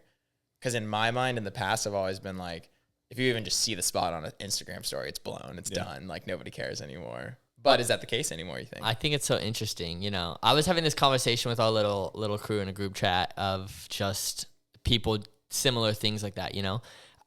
At some point, it's different for everyone. I think there was a formula, and I'm kind of like in your boat at first where I was like, oh yeah, don't show the spawn stuff. But at the same time, like maybe showing people that something's coming and you're working on something can have an effect, but also coming out of nowhere with the thing can have an effect. I think we're at the day and age in the world with like social media where you actually just need to be thoughtful about it. You either like intentionally try to kind of build some hype slowly and get like a snowball effect going and have people kind of talking like, oh, you see what he's working on? You see what he's working on?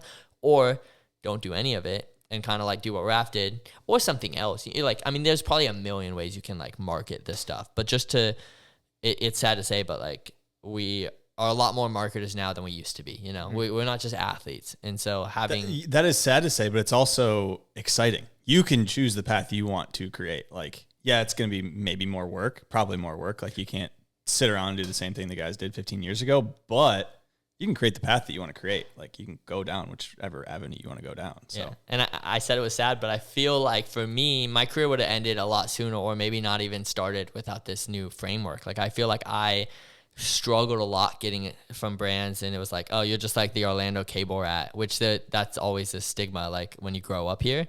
And you know, we have so many pros there. You're not better than them, like, you know, whatever. And so it's really hard to get in with brands. But then I used that. You broke the cycle. Yeah, like that was part of your podcast, right? Maybe I'm not gonna say I broke the cycle, but I think I probably said in the podcast, like Raph basically told me, like on a phone call, I called him like in a mentorship thing, And he was like, I just think you're going to always be known as that person. Like, you're not going to get, like, be able to rebrand that, you know? And so that had to be an intentional thought, and I had to do it through my own platforms. And that was cool because there wasn't a place to do that before. In a way, you had to, like, go make those connections with Alliance and get them to tell your story or promote you, you know? Yeah, there's no one, like, guarding you out of it. You can do your own thing, and you can become so loud that people can't ignore you anymore. Like, that's kind of what you did, I feel like, is like you became so loud that it's like, okay, well, he's doing something different. Which I think is awesome that, yeah, like you said, that it's actually a great thing. I personally am kind of think of myself as like a workhorse, so that's something I've always like felt like I didn't have the skill, but I'll work harder than everyone else in the sense of whether it's putting out more content or trying the trick more times. And so I feel like I actually like the state of it, kind of where you can work hard and make things happen, you know? But you got to work hard at the same degree. But if you want it, it doesn't feel like work. Okay, I got a question. Oh, you're talking about Raph. Would Raph Jerome become pro right now if he did the exact same thing he used to do in this day and age? Probably. I don't think he would have done the same thing he used to do. Maybe. I'm not But asking if he would have. I'm saying if he did. If he dropped Beyond Perception tomorrow. But the road to before Beyond Perception is what I'm asking of, like. Yeah, if he 13 just years did ago, contests. I watched it this morning. 13 years ago, Raph had a video called The Best Rail Rider in the World on Liquid Force's YouTube. Great video. Check it out. But, you know, and that was before he was Raph, and he was already being called the best rail rider in the world and that type of stuff. And so I think if your video is good enough, it makes its way around. Agreed. I feel like you can do just video. I don't know if you'll get as much. I don't know what he got money-wise, but I don't know if you'd get as much money now as he got then, even considering what the industry is like at, you know? I think he would, but I think he'd still have his name on a board. I think he'd still be considered a GOAT or whatever without doing any of the Instagram stuff. I don't think brands will pay you as much if you don't get on board with doing social media stuff, but that was never his MO anyways. He never cared about the money, you know? I agree with the answer. I was just curious because it's such a different path that, you know, he went down and through his whole career. But it's kind of like, I feel like Trent Stuckey's a little bit of like that, where it's like, how many views did his edit get? Over 50K. A shit ton, right? A lot. And so did Gavin's as well. But it's like, he didn't build, I didn't really see any teasers, it seemed like, for that edit. I mean, was he teasing it pretty hard before? It didn't seem like it. I mean, It was people. just the writing spoke for itself. Exactly. Right? He Like, dropped the bomb and yeah. like walked away. I don't think people knew he was filming for a part. I don't know. I was pretty involved in I see him every day, but like I think that his writing was insane on social media. But what Raph did was kind of in a way high risk, high reward. I think you could pull it off now, but your video has to be the best. Everything Raph did, when he showed up to Munich Mash, he showed up knowing he had the tricks to win. You know, when he showed up to whatever event, like he wouldn't compete in some seasons. And then when he showed up to compete, before he walked up there, he knew he got the list of tricks he needed, you know? And I think when he filmed his parts, he filmed the parts that he knew would be the best part. And if you do that, I don't think it matters what you're doing otherwise. I agree. But it's got to be the best, you know? That's why. There's the thing is, there's a path for one person to do that, not for 20 people to do that, I think. Well, it has to be the best, and there's only one Exactly. best. So. And like everyone takes a different path. So as we were talking about like some advice to like being pro or whatever, like do it your own way at the same time. This is just like little things to think about. But like I did it different, Guenther did it different, Raph did it different, and I'm sure you could probably, if you get real picky, say that about every single person too. For sure. But being calculated, consistent is definitely a key aspect to that, I think. Consistency for sure. Consistency We for didn't sure. say that yet, so. Let's talk stickers. So how much value do you think a sticker on your board has nowadays? The reason I'm looking at you, Guenther, is because we've had a little bit of a conversation. I'm bringing on this up for a reason, yeah. But I want to hear what you say before I jump in. Oh no, I think the sticker still holds a lot of power. I think it still is a good placement on your board. Valuable real estate. I think it's still valuable real estate. I think it just separates what you're representing. You know what I mean? Whether it's like a paid ad on, like, are you paying just per post on Instagram, or are you gonna back this brand through every single thing that you do? Like, I think it matters. Well, I'm Guenther saying that, but I don't see stickers on your board. Yeah, that's what I was, sorry. I'm just kidding. Well, this is a pre-production unit here, but you don't know why this is coming up, so I'll fill you in. Basically, I don't ever put stickers on my board. I have almost never had stickers on my board. I have had a brand here and there be like, yo, throw a sticker on your board. If I'm at MASH, my board's stickered up, you know? If there's some TV thing, which that is streamed on TV or on Red Bull TV in different places, but I feel like, so I had an incident with Joby where they were like, you know, last year I was with him probably. I think probably people changed and stuff, but they were like, you need to put this sticker on your board. Like in my contract, you don't get paid unless you have this sticker on your board. And it said team athlete. It was probably 6 inches tall and the whole width of my board. Where you put it over your board, have to cut off the It sides. actually said team athlete. That's what the I sticker think it said. said Joby team Okay. or something or Just team wanna clear athlete. that up. It said team for sure. I don't remember the other aspect. I have it in my garage. I can send you a little photo you can put up probably. Yeah, I probably put that have in. one on a board still. But I kind of like always felt like also maybe growing up at like just a cable where people will just show up with their board stickered and stuff. I've never been a sticker person, but You probably think it had swing weight or something, huh? no, I mean in general, like I see your computer stickered up. I didn't ever use stickers as a kid, but it's something I always just felt like was a hassle, and I feel like I didn't feel like they have value. I feel like you're putting them in your bio on Instagram or tagging them in some post or something goes a lot longer because we're not on TV and that type of thing. But you're on Instagram and you're posting videos of you strapping in, and the stickers are getting shown on. yeah, I probably what I mean? I probably should be better about it. I mentioned to you when I talked about it. I feel like maybe Joby ruined it for me a little bit. Where I was like, okay, like I almost just feel braggy about it in a way. Like putting stickers on your board or like look at who my sponsors are, you know. And it's all me, but I also feel like. Thankfully, my brands that I work with, like they've never really cared or bugged me. But when I was on Joby, I was kind of like frustrated by it in a way. I mean, that's ridiculous. That's and I'm like, who's That's putting that pretty in a absurd. contract? That's pretty and I don't really feel like the sticker does that much. So that was always my approach. Was kind of Yeah. like, why do you guys want me to have this on the board? It just feels kooky in that situation with Joby. I don't think it's kooky, but I just in general, like when brands are like, put a sticker on your board, I'm like, does it really help you guys? You know, like. I still see it as like pretty heavy brand association. Yeah. I mean, Good to know. it's kind of the similar as like the Red Bull helmet of like when I see that sticker or I see that logo, then I don't know, I associate it differently, I guess. Yeah. I agree. I think it's an important. I mean, maybe not as much as it used to be when it was like on these huge TV programs and Yeah. stuff. But like, no, I think it's an important piece of the pillar of why you're riding for this company, and this is part of the spotlight that they're getting. I may guess I also need to be start stickering. I think you should throw lots of stickers on there. I Jack. may also be brand washed though, and just like it's in the contract, so I do it, and it's easy. It is in my contracts too, and I didn't do it. And breach a contract right here. but I mean, yeah, Yeah, I guess the contracts are a whole nother story. Okay. Let's talk some money. Guenther, you recently hit a kicker in it was a casino pool, right? Oh yeah. How much money was in that briefcase? I mean, I walked out of the casino with like $40, so you call it 40. Okay. Did you gamble that night, or what was the deal? Yeah, Put the clip in. we threw a little down on the blackjack table. It was Oh, pretty fun. blackjack game of choice. Okay.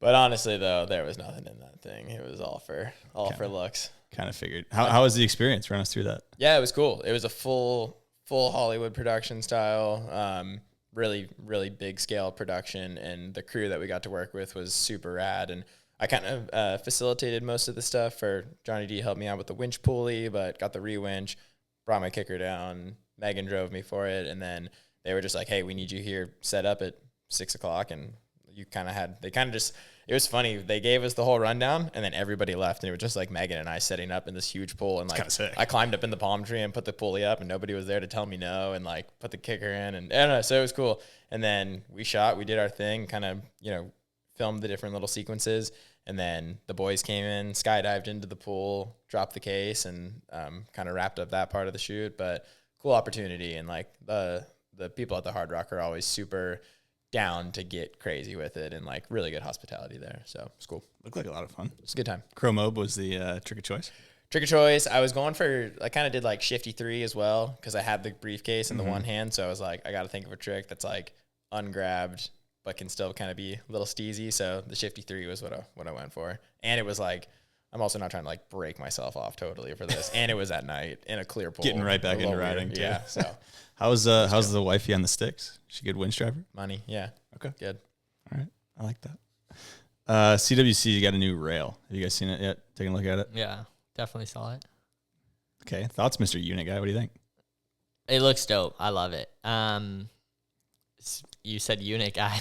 Part of the thing about unit's amazing, right? Because it allows parks to open up and maybe people not even in wakeboarding, like governments, to open something and put something amazing in. But there's always limitations. And one aspect is it has to fit in a container. So you're limited on size. This thing is huge. Yeah, that thing's not fitting in a container, dude. So Yeah, I think it's in the ground too, right? Like That's gotta be right. probably. Yeah. So I think that's super rad that like they're building something huge and it looks super fun. I mean, I like bigger features, but it I mean, they have a lot more coming. Right after that, I went back to their Instagram and like scrolled back through because I remember seeing a post and they have like 5 rails that look pretty cool and pretty awesome. So I'm excited to see the rest of them. But Graham's little edit on that rail made it look like there's so many fun options, and yeah, it's just a cool piece. honestly, Graham just being back there made me miss C-dubs so much. It was just like, oh, I could like, I don't know, COVID and just a bunch of other stuff kind of took me a different place. But I'm like, oh, that looks nice and tropical and sick.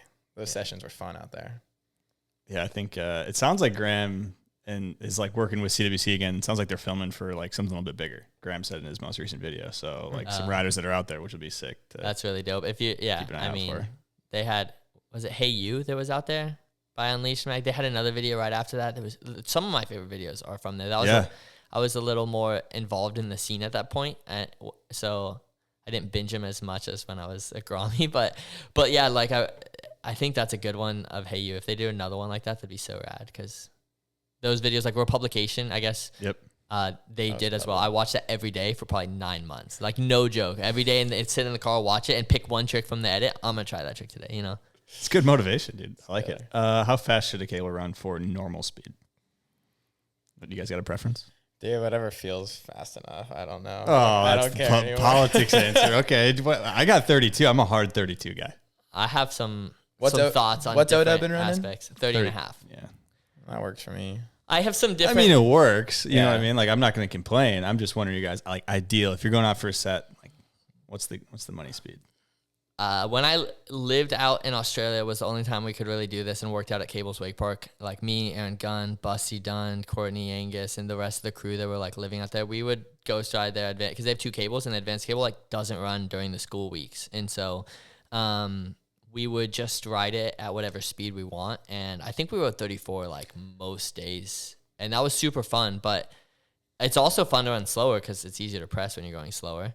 So it's easier to full pull when you're going faster. It's a lot, yeah. And so now that you actually say that, I'm kind of like, I think I would actually probably like to ride it faster. It's just been a while since I'd be curious. I on haven't a ridden full that fast. private cable session rode it super fast because all those big gaps you did and stuff like that's pretty fast. But I remember like riding Wake Nation Cincy back in the day and riding it super fast, and you could just like gap the A-frame like it's So nothing, fun. and it was super fun. And like I would kind of like to do that again. yeah, so I have my wakeboarder answer, which is as a core wakeboarder, what I like, taking aside what's best for the industry, maybe. Like I personally just like 32. It just feels right. 33 also feels good.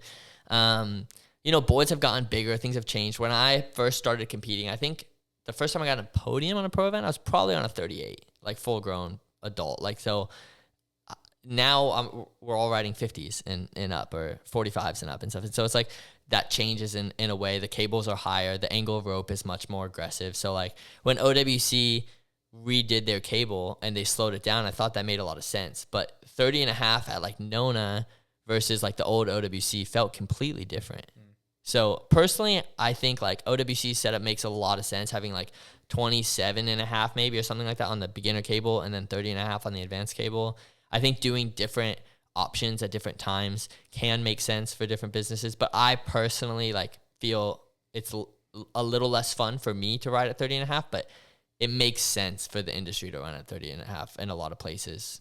I feel it's not so bad where I don't want to ride because it's slow, but I feel like there's a lot of benefits to the lower level of riding.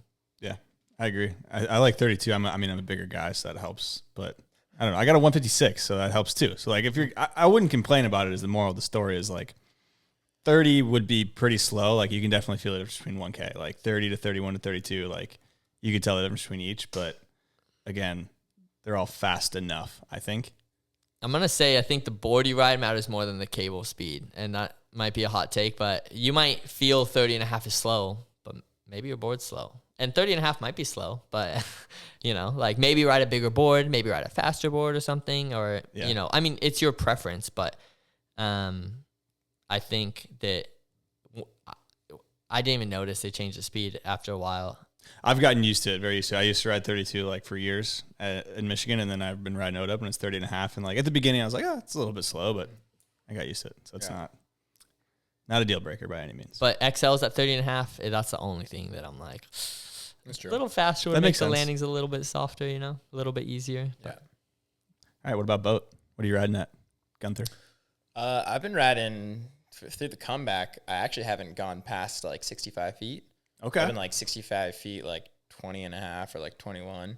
I've just been keeping it super cruisy, and it's been super enjoyable. Looks like a lot of fun. Yeah, it's kind of been a good way, I think, for me to get a lot of my tricks back and know that when I do jump out to 75, that I've got even more time. I can go even bigger. But if I can do them all on I won't call it a mini wake, I won't call it a small wake, but if I can do it on what I would consider like a nice average size wake, then hopefully when I go bigger, it'll be more fun. But the first, 3 or 4 weeks that I had of riding was so sick because it was just super cruisy, like super fun, and yeah, it's a good way. What would you recommend? I'm curious your thoughts on this. Like, so I feel like there's not a great rubric if someone were to buy a boat and go wakeboarding. They would like, maybe their default would be like, all right, 75 at 23 or whatever the speed is. What would you actually recommend someone to like get started wakeboarding at speed? And I always get that comment like, what's your rope length and speed? And it's like something that you probably shouldn't ride.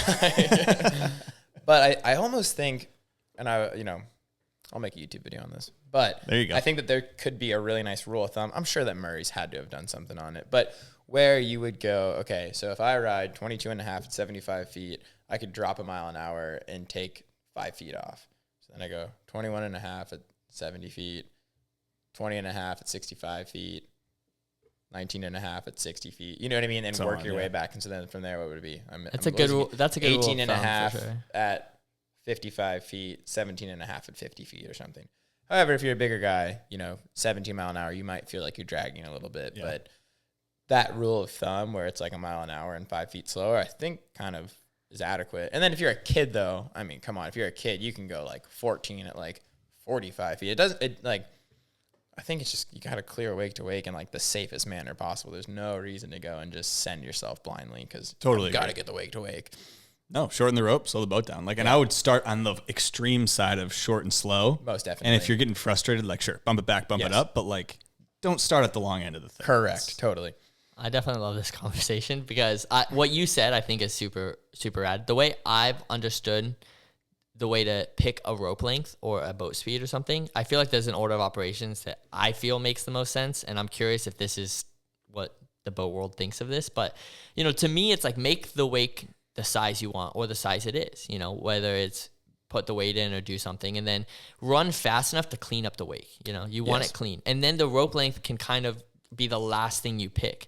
Because if you're running 20 miles an hour at 65 feet, it still feels like a decent length rope. And I think the idea is that you can take an edge through the wake, have good tension, and land wake to wake and land smoothly, And of course, when you're getting to like a pro conversation, you can do so many different things like Randall riding way longer, or you may want to go to the flats. But when you're learning, it's like find a boat, get the wake how you want it, whether that's a little smaller to learn a new trick or a little bigger to add a 180 to your trick or something.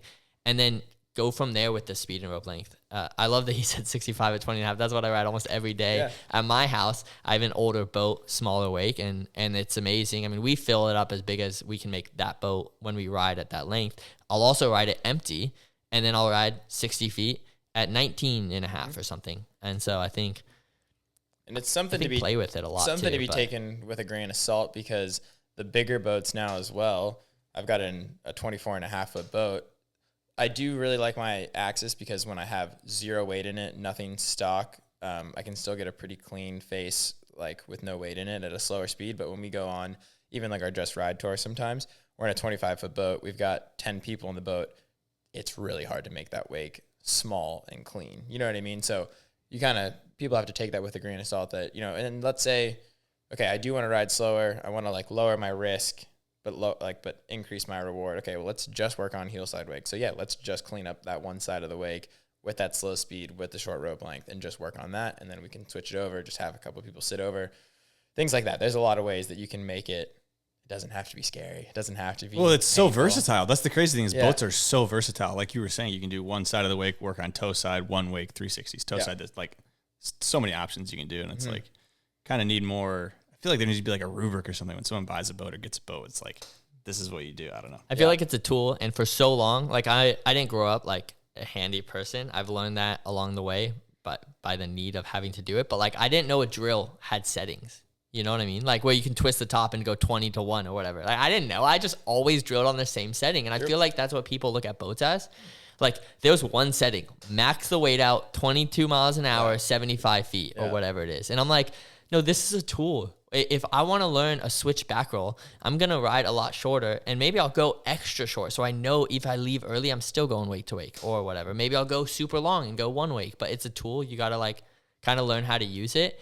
And again, the way I think about it is kind of that order I explained earlier with like the wake, speed, and then rope length, but, and play with that. Cause I think there's so much, like you mentioned, missed opportunities at home of learning things safely and not getting smoked. And Yeah.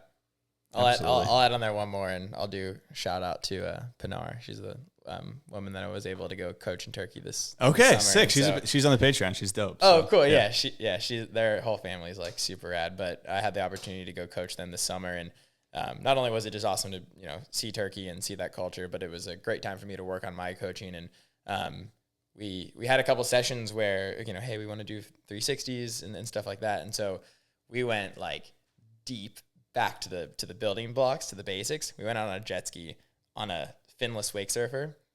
Actually, we started on a dock, and I was just having to do handle pass 360s on the dock. Then we went out behind a jet ski on a finless wake surfer, doing handle pass 360s. Then we took the fins off our wakeboard behind the jet ski, and then doing 360s behind the jet ski. And then we went on the boat, and then we did finless 360s on the wakeboard behind the boat. And then, that's just straight behind the boat. And then she was cutting out outside the wake and doing switch frontside 360, regular 360. Like we had this program in place that you can work through these little baby steps without getting smoked along the way, and having it be, you can be on this really nice trajectory of it's safe, it's fun. You see the reward pretty quickly. And so follow the steps, take your time. Absolutely. And that's half the fun. All right. And now we got a word from Jacob Simmons over in Texas. He's giving us an update on a full-length film that he and some of the boys were filming for. And then he's got a question on kind of what's going on with cable parks in Texas and America as well. What up, fellas? Hope you guys are doing well. Guenther, stoked to see you back out on the water. Hope your knee is healing up good. The other day, Hunter asked me to kind of give an update on some of the stuff we got going down here in Texas. So a couple years ago, we started filming a full-length project called Come and Take It. And the goal was to showcase the wakeboard scene in Texas and kind of highlight a lot of riders here that absolutely rip as hard as anybody, but kind of go under the radar. Unfortunately, filming a full-length film requires a lot of time and effort and capacity that a lot of us didn't fully have. A lot of us have full-time jobs and kids, and life kind of took over, and the full-length film never came to fruition. But we've kind of transitioned into hopefully creating a platform that still accomplishes the same goal of showcasing the wakeboard scene in Texas. Over the last few years, the cable parks specifically in Texas seem to just kind of be dying off one by one. 10 years ago, there were 10 full-size cable parks in Texas, and many of them were destinations for riders from all over the world. I mean, look at TSR, was one of the first cable parks in the U.S. BSR was kind of a destination for international riders to come and ride and stay in the cabins, and the setups were sick and everybody was ripping, and the community in Texas had never been stronger at least for the cable side.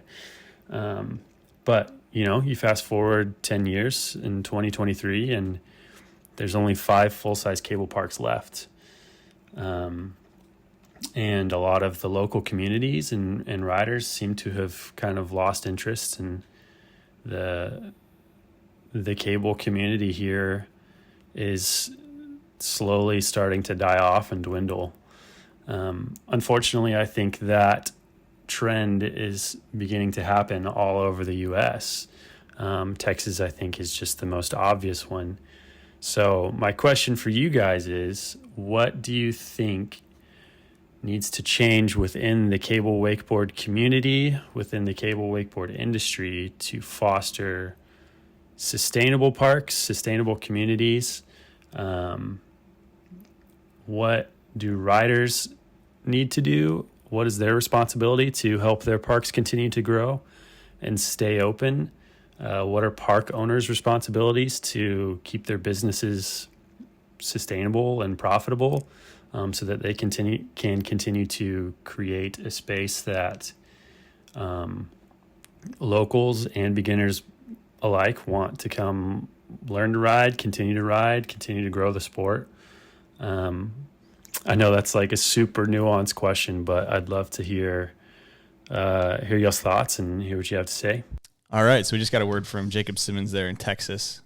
He's you heard it, but he's asking, kind of what's going on with cable in America. That's what he's asking, and I'm curious both your guys' thoughts. I have thoughts, and I mean, like we can start with Johnny D because he's kind of intertwined in a lot of this stuff. So, as I just said, well, you probably weren't recording. I've thought about this almost every day of my life for the last probably 5 or 6 years, and there's so much. I feel like all these topics, almost internally, I'm like, we're doing it a disservice because we should talk about this for like 2 hours, because that's probably my regular life is just like talking about these things for hours. But yeah, so I think there's so many factors there. I want to point out the one thing I think is the most underrated aspect in cable wakeboarding that I think maybe isn't as underrated now anymore. Well, first off, before that, I want to say shout out to all the people who did open a cable park and have put the effort into trying to run a business and own this, because without them, I wouldn't be here. Probably a lot of us wouldn't be here, and wakeboarding would be in a totally different place.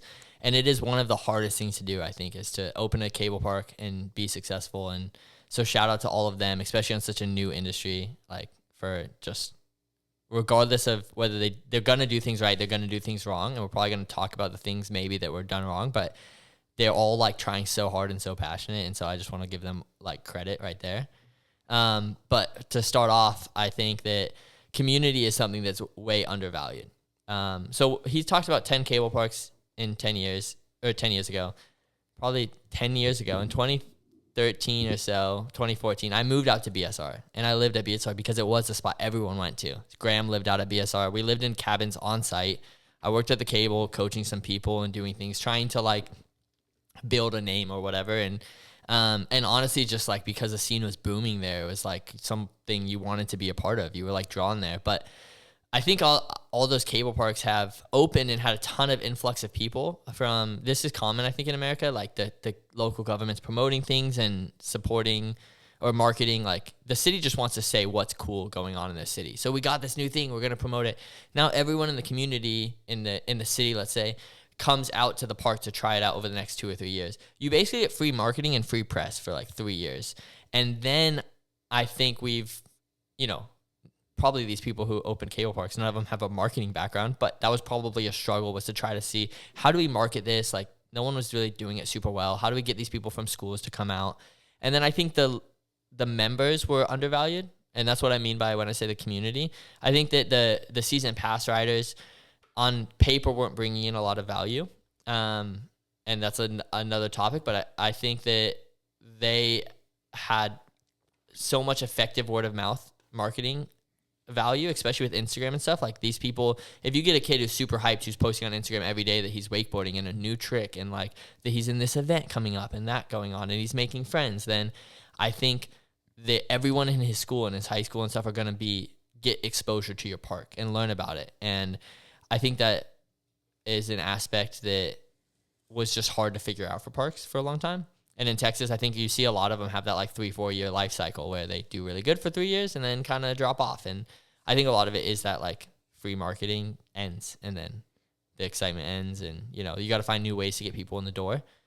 it's definitely not easy. And I think your members in your community and running like small events can help a lot. And you saw that parks seemed to be doing really well when Point Chase was bigger over there, you know? And that's one aspect I think they could be doing better personally. I mean, that touches really well on, and I can only revert to this because not that my knowledge doesn't go that far, but it takes like a level of involvement. So I always look to Dan Jarrett for that. You know, I always had appreciated when he came on early on this podcast and talked about the community, but also like the experience that people get when they go to the park. And so, you know, that experience of like taking the tow edge off the dock time after time and not having that one operator that might give you that time of day. And so it feels like maybe the shift of like employees like at the park too can change from time to time, where you don't have that one that's like willing to give it all, but also you can't discount all the people that do because there's a lot of them. But having that community intertwines with like the experience of people there willing to help and willing to make that time on the water better and like memorable and making you really want to come back. But I guess it's like locking them in, right? For those 3 years that are awesome, that's like, okay, I'm over wakeboarding, or I did it a couple times and it was fun, but like the retention is definitely, it seems like what we're after. I think that's another conversation that we won't get into, but I asked this to a lot of people. What do you think is the lifespan of a season pass rider at a park? Like someone who considers it their hobby. They didn't just do it as a bucket list item. They didn't just They got a setup. They're into it. They got to, yeah. So to me also, speaking of getting a setup, I think that's a good measure. Like our goal should be to get someone to buy a board. That means they're like a wakeboarder. You know, that's growing the sport. Getting someone to a cable park one day doesn't grow the sport. It might help the business for a day or a little something, you know, but we need to get people to buy boards. And say someone buys a board, gets a season pass and keeps riding. Like how many years do you think that lifespan is? My guess would be on average 2 years. And so that's a problem we need to fix in and of itself as an industry. And I think, you know, something I've said before is like, I think people are easy to change hobbies, but they're slow to leave their friends. Like you need to build that friendship, you know? That's great right there. And so I think that getting people to make those friends, they're going to be way less likely to quit wakeboarding, and that'll help the whole community and that culture, being a part of something, feeling like you're something bigger. That's why culture is so important in wakeboarding. I think those are the two big things, like that community and culture, because when you feel like you don't belong at school or something, and then you start skateboarding and you're like, I like this culture, I'm involved in this, I can dress like this, I can associate with something, and as a something bigger than myself, like we all like want that belonging, you know? And I think that that's something not related to cable parks we can do better, but I think on an industry, building that culture, building that community, getting people to connect with friends, as I said.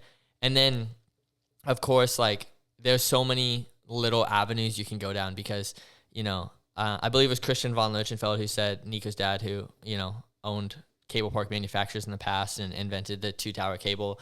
He said, you know, there's not one cable in Germany that succeeds without a restaurant. You know, there's a lot we can, it's easy to look at Germany and say, yeah, they have this, and it's a totally different environment, but there's also so much we can learn. I feel like, you know, we're just such at the beginning stages, but we need to figure out how we can work with governments and stuff. There's been a lot of parks opening in the recent years that have some, whether it's a partnership with a city or they're in a local park or something that's been benefiting. But some of these parks maybe were opened by wakeboarders who didn't know how to do a feasibility study or something, you know, and they put themselves in a location that was someplace almost unsurvivable, and they're just doing their best. And again, like, thankful for them, because without them, we wouldn't, like, there would be no wakeboarders in that community. But at the same time, like, we look at it as such a negative thing, but you got to keep in mind, these people are opening a business. It's not a skate park where the city just puts it in here, you know? 20% of businesses succeed or something like that. And so for the fact that some cable parks close down, I don't think it's a sign that the industry's dying or no, whatever. I don't think that at all. I don't mean to cut you off, but it's like, people keep saying that. It's like, oh, you know, the wakeboarding's dying. It's like, no. Wakeboarding is a lot of fun. Wakeboarding is not going to die. Like, we're not worried about that. The point you made about businesses closing, like, that's got to be pretty accurate in terms of people who open businesses don't fully understand what they're getting themselves into, and then it closes.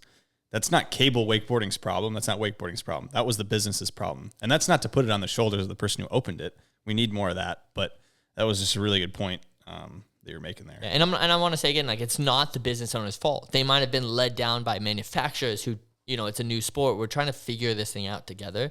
And I think that that's a really cool thing. Like, there are a ton of super smart people, really good business people in some of these wakeboard parks that are, meeting together and sharing information. And it's just a process. Like, we're building something that hasn't been done before. Like, there's going to be failures along the way and there's going to be successes. And I think, like, it's tough in Texas because they all happen together. And so it wasn't like the parks blew up in Texas quickly, It wasn't like a Florida with a little bit of a slower growth. Now we have, if you count Valdosta, which is 15 minutes from Florida, we have 10 cables, also counting Keys Cable, in Florida, I believe. Now, unfortunately, we have 9 because Elite Cable Park is shutting down. But it's like, this is just growing pains, I feel like. But at the same time, there's just so much learning, and there's so many things like BSR having that restaurant. I remember going to BSR and that thing was packed every night with people who didn't wakeboard. They had a pool table. They had darts up there, like music. You could sit up on the top deck and like watch the whole park go around. And that was a good spot. It's kind of the same in Nona. I stopped by there the other night for a shred, and then they were doing karaoke and like drinks were flowing, food nice was coming venue, out. like it was sick, and it's a big part of it. Yeah, this podcast isn't gonna like fix it. Well, this small conversation isn't gonna like obviously fix anything. I don't mean the podcast, but like this little conversation. But like, when one thing that's been brought up to me by Wake Parks, the manufacturer, we had a meeting this year, and they were like, mentioned one of them, the employees is a female, and was talking about how they don't mind going to the cable park and just changing wherever, like getting a changing towel, but like all their friends, they want a nice bathroom. They don't want a wood box to go change in as a changing room. And so there's like so many factors that we don't think about. We're all like, Jacob Pilecki said this to me the other day. We were taking down Hangar 9, and he was like, look at this place. We'll go in this water all day, but normal people look at this and see snakes, see gators, see whatever, could be algae, murky water. They don't know what's underneath there. And so like part of it is like, just, we need to take ourselves away as a wakeboarder and really look at it from that perspective. Where is family going to sit, and who's your target market? And is this a tourist place versus, a core building process? And, can you make a cable for $2 million and make sense? Or do you have to go like try to, work in other ways to get it down to $1 million or something? It's all a learning process. And so 100%. I think there's 2 things that we can actually take away from this podcast. Cause like you said, we're not going to solve all the problems here. Like, we're not going to sit down and figure it all out and leave here and build a park. You're going to make a ton of money. 2 things though, you're talking about culture and community. I think that's huge. And I think those are 2 things that immediately tomorrow, everybody at a cable and every owner can do something about.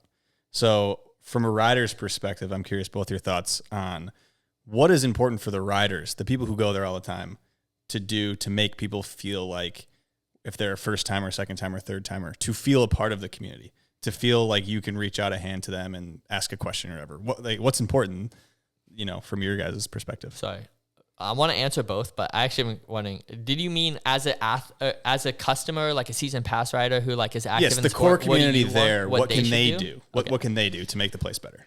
Yeah, so I mean, it's harder than it sounds, but it's pretty simple as far as like, just talking to the person on the dock. Just say what's up. Just say hi. Here's another perspective I have. These people coming for a day, they're coming to your house. Be welcoming. Like, be a good host. This is your house.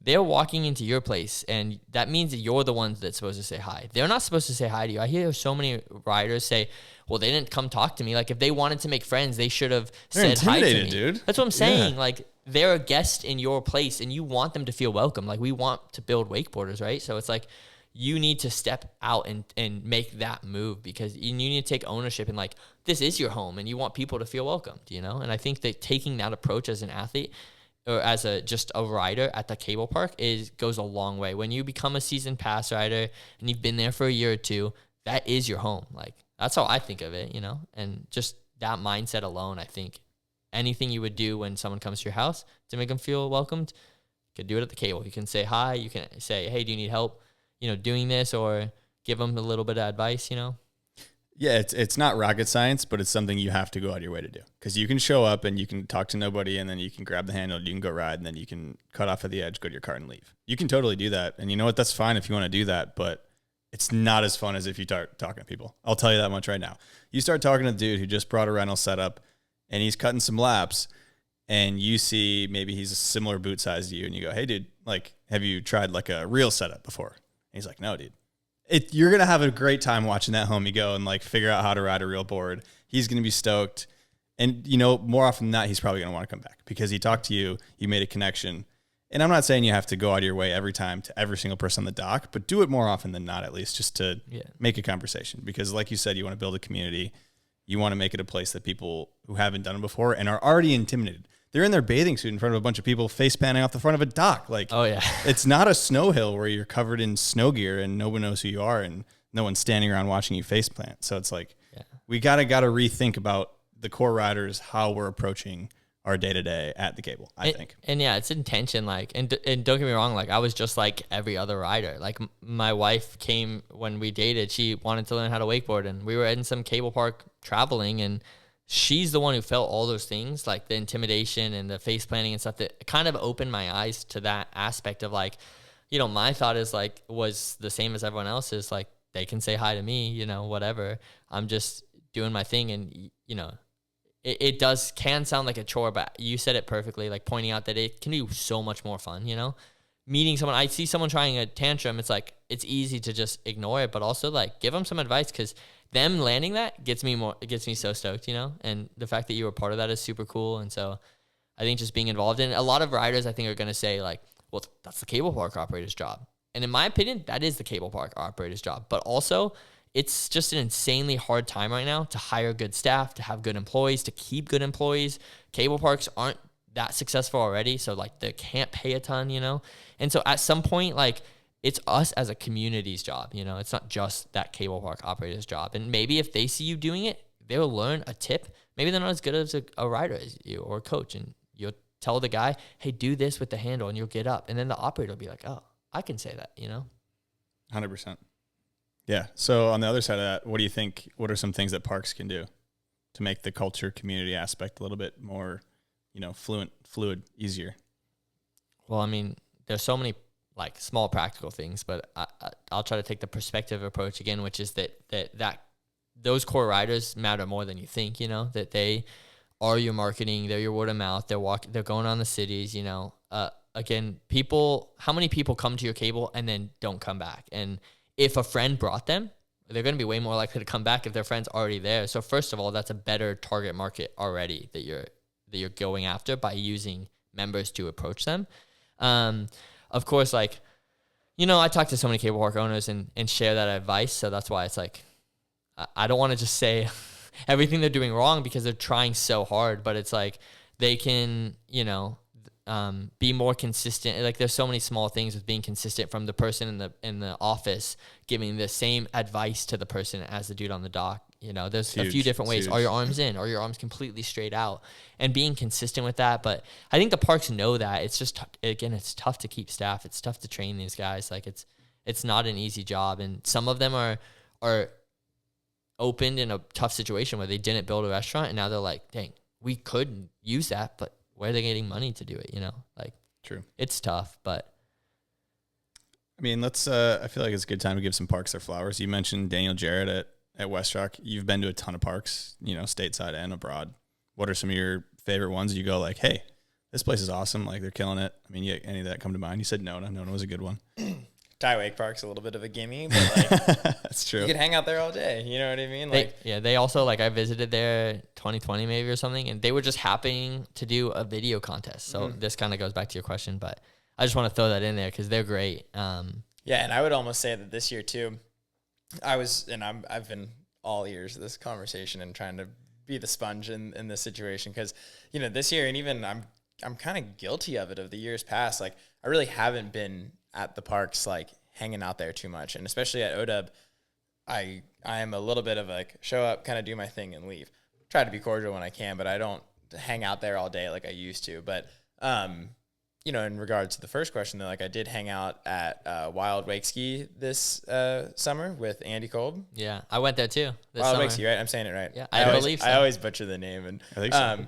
But, you know, the crew there, such good food, such great people. we took the paddle boards out and we went around the lake and like paddle boarded around the lake, then played a game of mini golf while we were there. Like, and it was on a, maybe a Friday. And so there's just people there hanging out, but that environment, that community aspect, the other things to do there was just such a, like, we could have hung out there all day. I thought, grabbed a drink. We sat up on it. We got like a blanket and just like watched people ride up on the hill and stuff. And so, those things I think matter so much, and, was fun to be more of like a bystander there and kind of just see it happening in real time. And like you said, I mean, just piggyback on you of like taking those things and trying to implement them. Like, maybe it's hard, maybe it's easy, but I think it's worth it.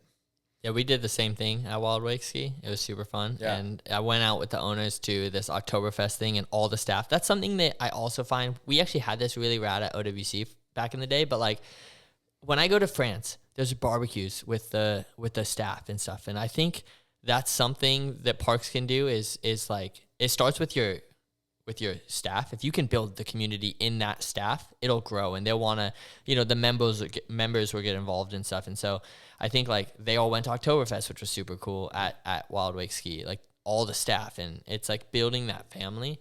But yeah, I don't know. That park's a good one. It just goes back to, again, like,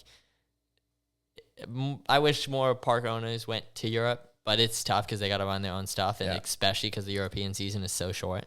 But there's so much to pick up over there. Definitely a lot. Keep this moving. I think we run through a couple Patreon questions with Vossi. Yeah. None other than the legend. Man, the shout out. Absolutely. Yes, so sir. He's got a couple, and they're, all cable obviously related, being over there in Europe. But the first one is, who were some of your cable heroes growing up? So I'm going to toss that to both you guys, but cable heroes growing up you guys had. I mean, I can guess yours, but. Wait, you can? Wait, I want to hear who. I mean, Coen Brothers, right? Okay, so that's like a good question about like cable heroes and stuff, because they're more like my brothers, All right. than they are like when I had no idea how big Julian was or not. You show up at your local cable, he's the best dude there, but like that's all you think of it. I didn't know if he was like some big pro or something when you first start, and then they become like family even before that. But yeah. There's so many. I mean, being in the sport for so long. Yeah. And you kind of grew up in Orlando too, which is pretty rad. So I grew up in Ohio at Wake Nation. And so like I had the privilege of watching Graham ride from early on, and like not, being a really young kid and watching him, but then like going back and just like watching his edits, just like creeping his edits super hard because they were always so insane. Even now you watch some of them, they're super fun to watch. The Pasturas also like grew up in my neck of the woods. So like that's sick. I didn't know that. Some really sick wake skating was always going down, and just great dudes as well. But then from when I kind of, was getting into it, dude, I had a pink ProTech helmet because of Nick Davies. Like There you go. For sure. Like, I mean, him, and I remember Henshaw came for the debut premiere and stuff. And, but man, like Nick, and then I feel like I started watching Raph stuff pretty shortly after that. But the debut also was a big cable influencer. I never really grew up on like Statement or Impact or cable movies like that. It was like the debut was like my thing. Yeah. For me, I think at my time, I think every single rider would say Daniel Grant. Like when I came up, like it was that time. And then, when the peak board came out, the 2013 peak board or 2012 peak board, where the thumbs up and the smiley face and all that type of stuff, like that was huge. I think him and Windsor, like it's just funny because they're both younger than me. And I was just like, they're the sickest people ever, just these young kids like traveling around. Again, Republication had just come out and that type of edit. And I got to see everyone come by Orlando, as Guenther said, and stuff. So really quickly, like I mentioned the Coen super early. I didn't even know how big or how good Julian was. But then like once you got in the scene, I got to meet every pro like the year I started riding, because cable was huge in America. So it's like I met Daniel and Windsor and all these guys, and so I had a lot of exposure. I would say, I mean, I could go down a list. Everyone in the debut was a huge influence, and all 9 of them throughout different stages, But I think that video was huge. Nico and Daniel were so big. I remember Felix Georgie's 2012 season edit coming out, and we just watched that over and over as well. Or like all the Cheer with Nico stuff was so good. Yeah, the Cheer with too. Nico, the rooftop sessions, watched that so many times. Yeah. So like for me, it was usually the rail guys. Like Raph, of course, but he had less things coming out, I'd say. But like Windsor, Daniel, Nico, Felix, like all that crew. Yeah, I don't know. I mean, that's a. So this is his second question kind of loops into this, and I think it's an interesting point he makes, which is, so those heroes growing up, the legends, we've lost a lot of them in the sense of they're not into wakeboarding anymore, like Yonel, Julian, Aaron Gunn, Mark Schuster. He listed off a bunch.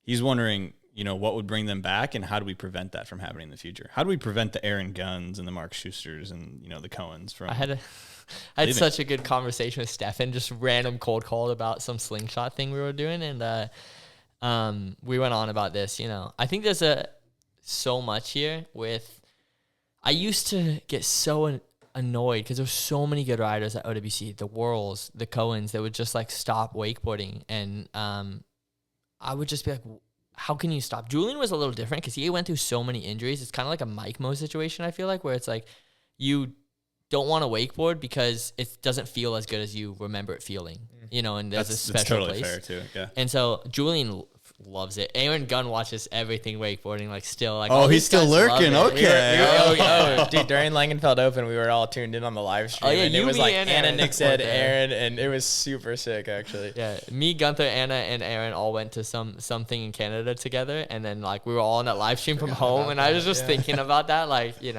but yeah. So I think that there's like.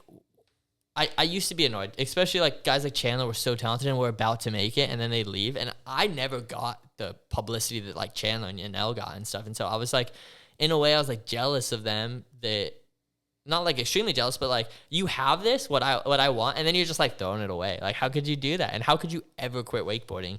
And then I realized like sometimes people are in it for all different things. And I know Aaron it was tough because he was living in Australia and not making a lot of money from it and like going from Australia to all the events ended up getting super expensive. The exchange rate in Australia drastically changed. It used to be much better for him in that situation. And so I think for most people though, like I kind of feel like it's okay that people like, came in, did his thing and then left because it's like he wakeboarded for a certain reason. He got out of it what he wanted. And it's like, kind of cool he can go on and do his next thing. I feel like it's not necessarily you're not signing a lifetime contract just because you were big and did it for a while. Yeah, and I used to be like, oh, were you in it just for the money if you just bailed when the money stopped? Like I used to be kind of that pretentious like core-ish thought, but now I'm like, it's kind of rad. Like they got out of it what they wanted, and like if to me, being a pro wakeboarder is all about being able to do what you love, and living the life you want to live. And like, it's so sick to have the support to do that. But if that changes and that's not what you want, like it's kind of cool. But I mean, for some, I think what Vasi's getting at more so with the names he listed, like Yanel and Aaron, a lot of it was financial. And so I think that's tough, but it's also like, I mean, it goes back to like, there's a lot of things to fix in wakeboarding. And, if there was more support for them, I mean, that was a big time and change where the boat riders the old boat pros were still getting a ton. I remember there were guys. That was a weird era. Yeah, that was just a weird era where we all came up in, I feel like, where, Graham didn't get a lot of support in the same time. Like, the boat guys the old boat pros were still getting so much money, but cable was like what everything was about. And you've had some people on the podcast talk about how like, the Triple Crown and the LF Pro and all the, or not LF Pro, this was before that, but all those events, like LF's throwing money in and people throwing money and thinking like cable's the next big thing, but they were throwing it into events. They weren't throwing it into athletes, There weren't really people aside from like maybe Tom in America that were making money. Yeah. Like Yanel didn't, I think, ever get salary from a brand. I don't think Chandler ever got salary from a brand. Maybe he did his very last year, but like, so a lot of those guys and Aaron Gunn, again, it came to, he only ended up having slingshot and the exchange rate changed and it was just flying to all these events. And so it's so tough with the way the industry was, but I think we fixed all those problems. I think there are cable riders getting support. It is very even, and I think the brands recognize that too, like the cable sales in Europe. And I mean, they do their thing in America, but like it's substantial enough to be noteworthy and like, warrant that payment back out to the riders. But then also, it's like you said, it's kind of that want to stay in it and like that maybe it's not the need, but it's that itch that you have. And so I look at somebody, you know, maybe like Nico, who maybe was more successful than those, you know, 3 that we mentioned from an earlier age, but has also continued to like reinvent himself with, you know, his new little wake school that he's doing, even winning Munich Mash like last year and stuff. Just things like that are like, oh, well, this dude's clearly still got the love for it and it's reciprocated, I guess. And then, but even somebody like Tom, who has been in there for way before, you know, all those people and ran his course, and I think bowed out when he felt, you know, it was that time and he was having kids and stuff, but also found a way to stay in it by becoming TM and, you know, having that love still, like it's still burning bright, I think, for him. So I think it's, to Vossi's point, it's not like, it's like hard, it's easy to be critical, I guess, of like, oh, why'd you leave? But you know, everybody does it for their own reason. If it's not doing it for you, then. But I do think Vossi's question is a little bit about like, what can the industry do better to keep these people in? And at some point, I think like, you know, I guess there's the saying like friends come and go sometimes, and sometimes you got to let them go. It's like, and in a way, it's like people are always going to come and go. Some people are going to have super long careers. Some people are going to have short careers. And I think that the industry's, from my viewpoint, is doing everything they can do right now to try to support the riders and keep things. And again, like brands aren't selling out and spending all the money on TikTok people and stuff. So I think I do think we're in a really good place. A lot of this is like, what about this problem? What about that problem? But I think like wakeboarding's in a good spot. Yeah, I think I agree. I totally agree. All right. I say we dive into some edits to wrap this baby up. Oh, cool. Like it. First up, what do we got? What was it called again? Oh, free agent. Free agent. Thank you. I'm fucking with you. Okay, Riley Dillon. I was serious. Coming out with an edit. I think it comes out this coming week when this comes out, unless he shifted the date. But around the time this comes out, it comes out, and it's about 9 minutes of few parks in Canada, and then I think he hit a couple spots. Was it street spots? Just one? One, I think. Yeah. Okay. One and done. What do we think, boys? What do you think about it? I liked it. I've always been a huge fan of Riley. Talk about the nicest guy. Maybe it's because he's Canadian. Maybe just because he's a nice guy. Such a rad human. And his riding also has just improved tremendously over the past couple of years. And this edit does an insane job of showcasing it. So cheers to you, Riley. He's got some insane style. Like I like using the word perfect boarding, but it's like everything is dialed. Everything's pretty teed up. Presses are pressed. Like everything's teed up. I think there's some very unique hits. Like he floated out a barge that had a closeout. He does a tap on it. Like it not only does have a closeout, it has a gap in the front and back. So you got to kind of like you got to time it perfectly. It's crazy. Yeah. I think that the edit was different than I expected. You know, with the title, I really liked. Like it was just really well produced. You know, and it had. I mean, the color grading wasn't done, but aside from that, everything looked pretty perfect. You know, and then the writing in itself. I mean, I want to let the writing speak for itself, but I do want to say that Riley throughout the whole summer, as I've seen him at events in person and stuff, has really been impressing me. I mean, he's always been someone who kind of has every trick everyone else has, but it's just kind of like, can he pull it out in the contest? Or, you know, he maybe he didn't have tricks other people in the past, didn't have tricks that other people, like everyone could kind of do the same tricks. But now I feel like this year his riding has really like blown me away at Worlds and Plastic Playgrounds. He was doing some really technical stuff that you don't see other riders doing. Like it really stepped up this year, and he's been so consistent. And I think this edit showcases a really tech side of his riding, which I'm a huge fan of, but it's got a lot of technical tricks that I don't know if on the surface you're going to see it and be like, oh, those are crazy. But when you rewatch it and She's really a break rewatcher it down, for sure. Yeah, they're pretty wild. There's some pretty tech stuff. So a few variations of things I haven't really seen before either. And so, yeah, I was really impressed. It's very well-rounded, a lot of good switch and rag. I mean, the riding's solid. I mean, it's amazing.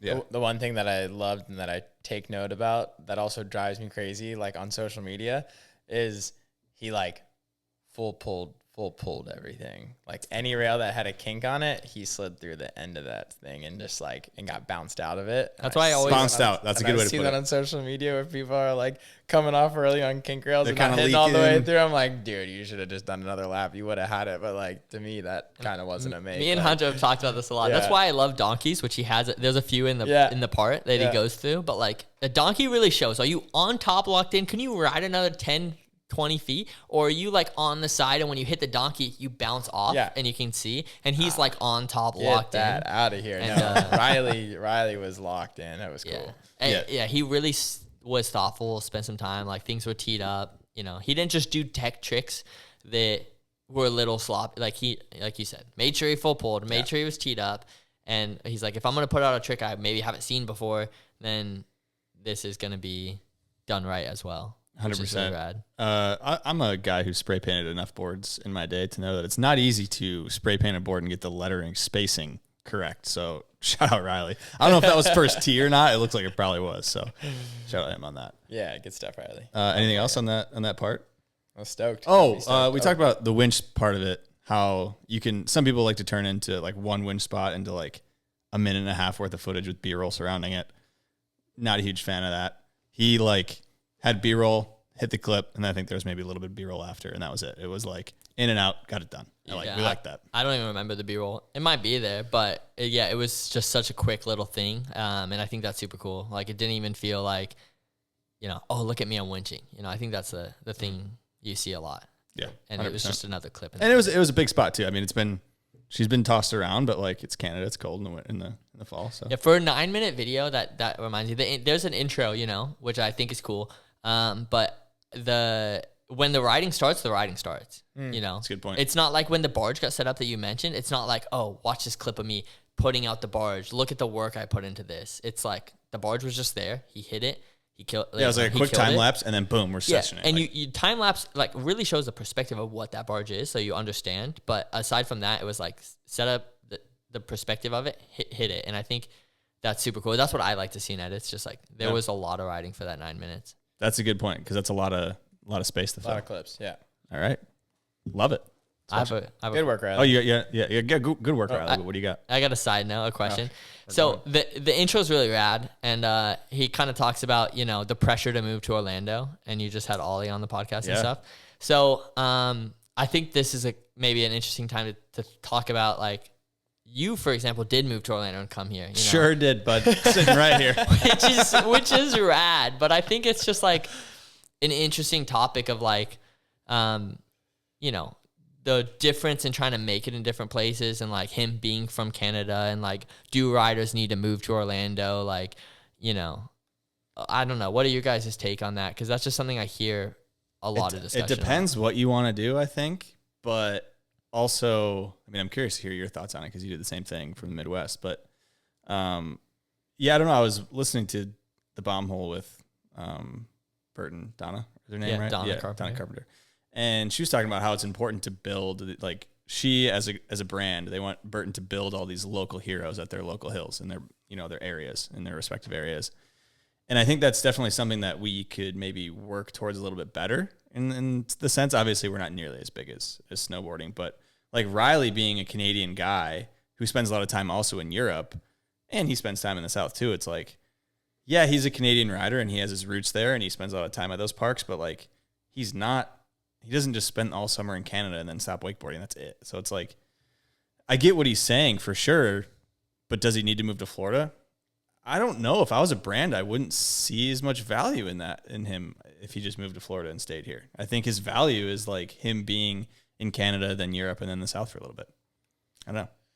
It's a hard call, but for myself personally, I think I moved to Florida because I needed to ride boat. I wanted to ride boat, and I just didn't have access to bigger than my ski nautique back in Ohio, or like the occasional set on a friend's 210. And I mean, definitely moving to Florida was the best thing that like I've ever done. And that's a personal thing, but I think that you can totally be valuable and you can make a name for yourself elsewhere and build that community like along the way and have that following in those zones that you grow up at. But I think you also need to, fly out of the coop or like whatever, like Definitely. fly out of the nest and go around and experience, but then like bring those things back with you. And when we do the Just Ride tour with Malibu, it's a pretty cool way for us to go, and we kind of dip our toes into each little region, but it's a nice way to, I guess, see what the community is like in different areas. You know, we did all the Midwest, we did California, Texas and stuff this year. Like I did that personally. It goes everywhere, but you kind of dip your toes in. Like we did one stop up in Cleveland, Ohio, which I grew up in Ohio, but I never went up there. Dude, we had a boat full of like 12 people probably. Like the boat was packed, only wakeboards, like more wakeboards than we could fit in 8 spots on the racks. Wow. You know what I mean? And it was just, these people were so stoked. They all threw down. And, but you know, it's just, you see those things and that's enough to get me stoked to be like, oh, I kind of want to maybe take a trip back up there and say what's up to these. Right? Three, Yeah. know? So just, I don't know. Can't stay put for too long. Agreed. Your thoughts? I have so many thoughts, and I'm not going to bore everyone with them. But Give us the spark notes. I Johnny. will. Yeah. I will. Keep going.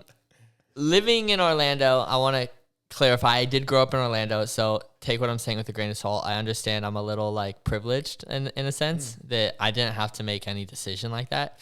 I look at like other industries like skateboarding and people all, you know, you kind of have to move to LA, not fully, but you kind of got to go spend some time there. And I think there's an aspect that people don't see that's really cool. Like the mini wake, I planned the first one in 3 days because I just texted everyone 3 days before. And it's wakeboarding. It's so low budget to do certain projects and certain shoots, like to fly everyone in or have everyone fly in is hard. I think if you're gonna stay in your hometown, if it's not somewhere, like if you're in Germany, there's an exception because there kind of can be said that that's also like a home base for the industry. But like you have to kind of be willing to say like, I'll fly into these things. And that's how Aaron Gunn did it, right? He lived in Australia. He spent one summer in Orlando, but like he was willing to fly into every event, and it cost a lot of money. And then at some point he wasn't willing to do that anymore. And I think that Riley seems willing to do that. So I want to put that out there first. Like this has nothing to do with Riley, but you know, I think that I just wanted to say that perspective. I don't know what the right answer is, but there's so much benefit to people being around here and the fact that you can do episodes every day. I think I might have been one who was like, yeah, you probably should move to Orlando if you really want to do this Grab Matters thing. I kind of knew it from the start. I just didn't want to admit it. So yeah, because it's like there are a lot of benefits, and you know, but again, it's what you want to get out of it. You know, I don't think there's a clear right and wrong, because if your goal is just to, you know, one time me and Max had this conversation, Max Van Helvert, before he moved out of Orlando, and it was like, do you want to like be in wakeboarding forever, or do you want to be a pro and then do something else with your life? I want to be in it forever. But he was like, I don't know if I want to be in it forever. His opinion might have changed now, but he moved back to the mountains in Innsbruck, and he's loving his life, you know? And so I think it's, I do think that there's something to be said of like, first of all, if you really want to be a pro, I don't know how you're not wanting to go jump into the scene and like dive in and like come to Orlando for a few years. Like, and I did that in Texas, and I also did that in Australia where scenes were like kind of booming. So I do have some experience with it, but like, but yeah, I don't know. I think it's like, depends what you want to get out of it. yeah, I mean, it's a good point, because you think about like hubs of like Salt Lake City. Like, do you want to be a pro snowboarder? Like Salt Lake is going to be a place you're going to go. It's like, it's just part of it is kind of what you got to do. I don't know. I mean, I also think that I have not that I have any regrets because I had no choice, but like, I love the fact that I grew up in Ohio. I think it made me so much more appreciative of the time when I did move to Florida, that, oh, I can spend all year on the water. Like, I'm going to milk every bit of this. I'm going to wakeboard every single day. And when I was back home, I also had the opportunity to snow ski and to snowboard, and that 100% broadened my perspective on not only just action sports, but like, you know, the type of shredding that I was doing was so different from wakeboarding, but I was able to take little bits and pieces and put it into wakeboarding. So growing up in Orlando doesn't give you that opportunity in a way. And so I think we need people from everywhere wakeboarding. We can't just have people wakeboarding in Orlando, but you should drop in every once in a while, you know? Yeah. Yeah. There's no formula, but I agree. Wakeboarding isn't Orlando. Wakeboarding is the world. Correct. Orlando just happens to be a big hub of it. At the same time, You're a big Orlando guy, dude. No. Can't keep it up. Well, I love Orlando. I got it tattooed on my arm. But I think that people who move here, like there's also something to be said about the timing of it. I remember, well, before Guenther moved here, he stayed at my house before and stuff coming to Orlando. And like I remember when Guenther showed up to live here, it was like he's at the cable every day, and it was like a statement. It was like, who's this kid? You know, like he's ripping right now, you know? And so don't be rushed to move, you know what I mean? Or don't be rushed to come on the scene. Like with Raf's parts, it's like make sure you're at that level, you know, and stuff, because I don't want people just like flying to Orlando and stuff. Like you don't have to spend that much time if you come at the right time and you make an impact. But no, I think it's just a fun conversation. Like most of these conversations, I don't think there's a right or wrong answer. Agreed. I just think it's something fun to talk about, and I know a lot of the industry likes to discuss it. So Yeah, I agree. these are just our 2 cents. All right, let's rip and do another edit. So we watched, what was the name of this edit? He sent it to you, right? Skitsy man, eh? Is that, what was the I name? don't know. The end said something about like Skits von Lerchenfeld hacks or something like this.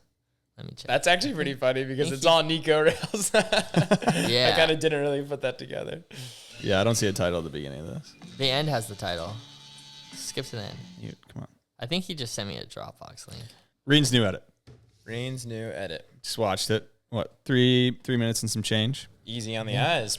Very easy on the eyes. Music went well with it. I think Nick killed it with the specifically the intro scene. I mean, like the picture-in-picture stuff, I think was done very tastefully, very well. Yeah, as we were watching, I knew it was Nick. It's like signature for him to have something like that. Yeah, definitely. Kind of have a theme going throughout it too, where like it had an effect, but it was continuous throughout the thing. Instead of mixing like 10 different effects, it was like focused on that one, which I thought was cool and cohesive. I really liked that it's what I would call a concept edit, where they took Nico von Lerchenfeld's signature features. I think he has 3 at Langenfeld. I don't know how many they have there, but he took those features and did hacks out of them, and a lot of those features were mixing 2 or 3 of those. And so I thought that was cool. I always love concept edits where it's, you know, if you're not going to do a part where you're like, this is my best riding, you know, then I really like to have a theme throughout it, because it just makes sense and it just feels cohesive. Yeah. It felt right. Like, I agree. And I think like the hack, he that was obviously a hack that was made specifically for this video, I'm assuming. And he did a lot of unique lines on it, put a kicker in the front.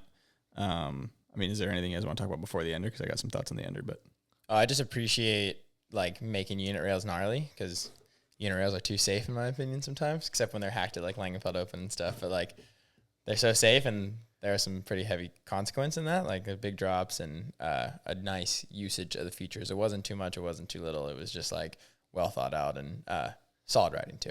yeah, it looked like a lot of similar hacks, but if you look closely, there were quite a few different hacks in there using the same features. And so I thought that was cool because, you know, one of them, he just literally split the down rail from the Nico one and made more of a rail to rail. And that alone, like, it wasn't too many hits on one hack, you know, which was cool. I also appreciate the effort.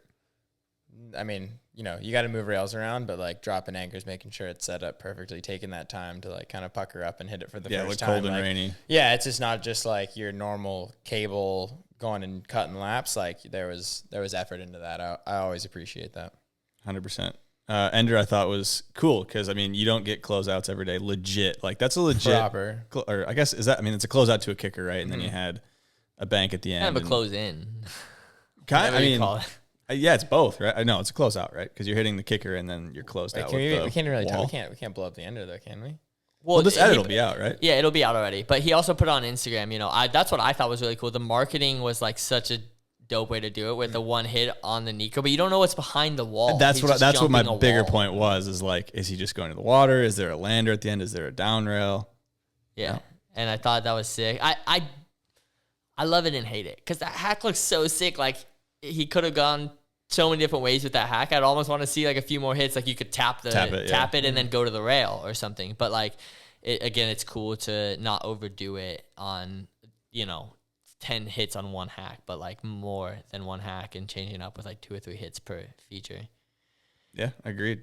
Any thoughts on when these edits came out? I have tons of thoughts. I'm glad you bring it up. When they came out? Yes, in the dead of winter. December. So Matty Muncy dropped his winch part last December. I think it was December 6th, and something like that. And that was one of my favorite parts in a long time. All in, it's called, right? Yeah. And One so of the craziest things ever. it got 5,500 views or something like that. And I look at it and I'm like, man, would it have gotten 12,000 if it was in the summer? You know, I don't know. I wish we could split test in a way, but like, you don't know. You almost but, can. I mean, maybe the Stuckies are a little bit more of a. Right, like you look at Status's views and you look at All In's views, and they're not the same edit. That's what's hard. But like, you know, All In was dope in its own way. Yeah. And it got a quarter of the views or something. But it came out in December, and the Stuckies, you know, per some conversation like Strategically. in our crew, like it was like, hey, we're gonna put this out at this time of the Mm-hmm. year, to try to maximize views. You know. I think, you go on. No, I preed like I did my homemade, my backyard rail edit, and like I put that out dead of winter too, and it did really bad. And so, but it was like, I put a lot of work into that, and it kind of did shit, like such a bummer. But I don't know, it was just like frothy to get it out, I guess. Yeah. And I get that. Like you're sitting on the clips, you know, you're probably done filming. Maybe not for that edit, but other edits where like you're filming in the summer, fall, you're sitting on these clips for weeks, Clips couple for months, like a year probably. and then like long, and it's like, well, I just want to get it out. But I truly believe it matters. I think it really matters to agree. put it on the spring, early summer. Yeah, 100% matters. Yeah. And you know, where I first started like taking it very serious was JB O'Neill called me at once, and he's like, "Yo, my views in the summer get like 4 to 10x what my views in the winter get. So now I'm just like doubling down on the summer and all this stuff, you know." And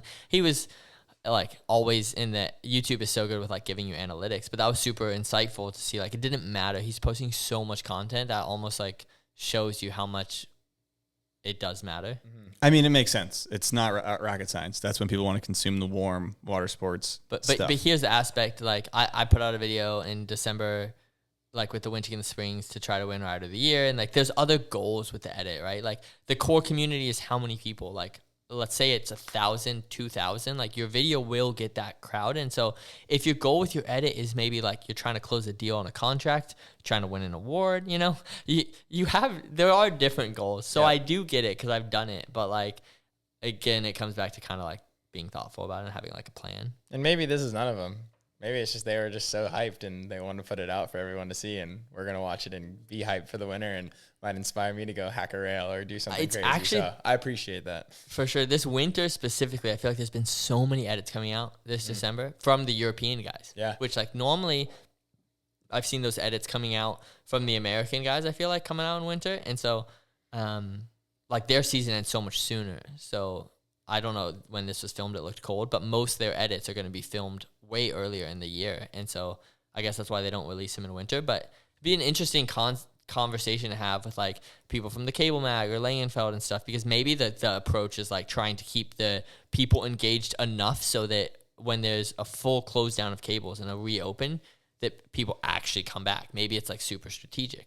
I don't know, but we've talked about this a lot, and I feel like I'm pretty firm on it. I think they should come out in spring and summer. Like I'm pretty. I mean, unless if it's like you're trying to close a deal or win an award, but that's like 1 or 2 people, I think. In my that's opinion. a very, so it's very like, small. If you're trying to get, I mean, what's the point of making an edit? It's not to not get eyes on it. You're trying to get eyes on this sure. edit. So Yep. like, you know, but that's not to say I don't appreciate these coming out, because like I love watching good edits personally all throughout the year. But And not to mention, like, Gavin and Trent both probably are, like we said, it takes a while to get support. They're probably still trying to grow in their contracts and move up the ranks and stuff. And they held their edit through winter into March and April. And I do think there's an aspect of, like, those edits did super well and probably long-term will benefit them. They might have had, like, a smaller contract than if they had released in December, or maybe they didn't have a contract or whatever the situation. But, like, it might help them in the next year, which sets them up really good. And like Raph used to release edits at Wake Awards every year.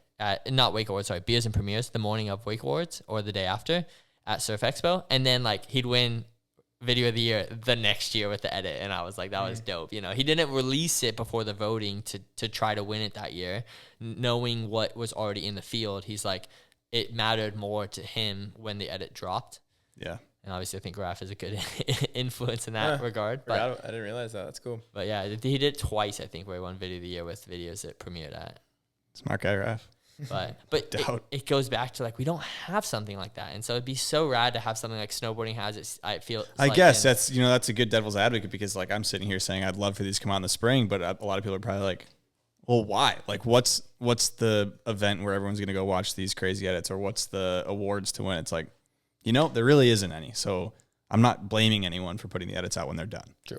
That's not what I'm saying at all. I'm just speaking in a perfect world. But yeah, in snowboarding, like they have it works for them really well because they have their season starting in like September, October, whatever, in November. And I think in November they have all of the, like everyone gets together in Salt Lake. There's a bunch of premieres like every single weekend, and then edits also are planned with the mags to drop weekly, which was how wakeboard or beers and premieres happened. And so I think, you know, for them it being in September benefits probably the awards, probably benefits the contracts because they're probably also January to January, although I have no idea.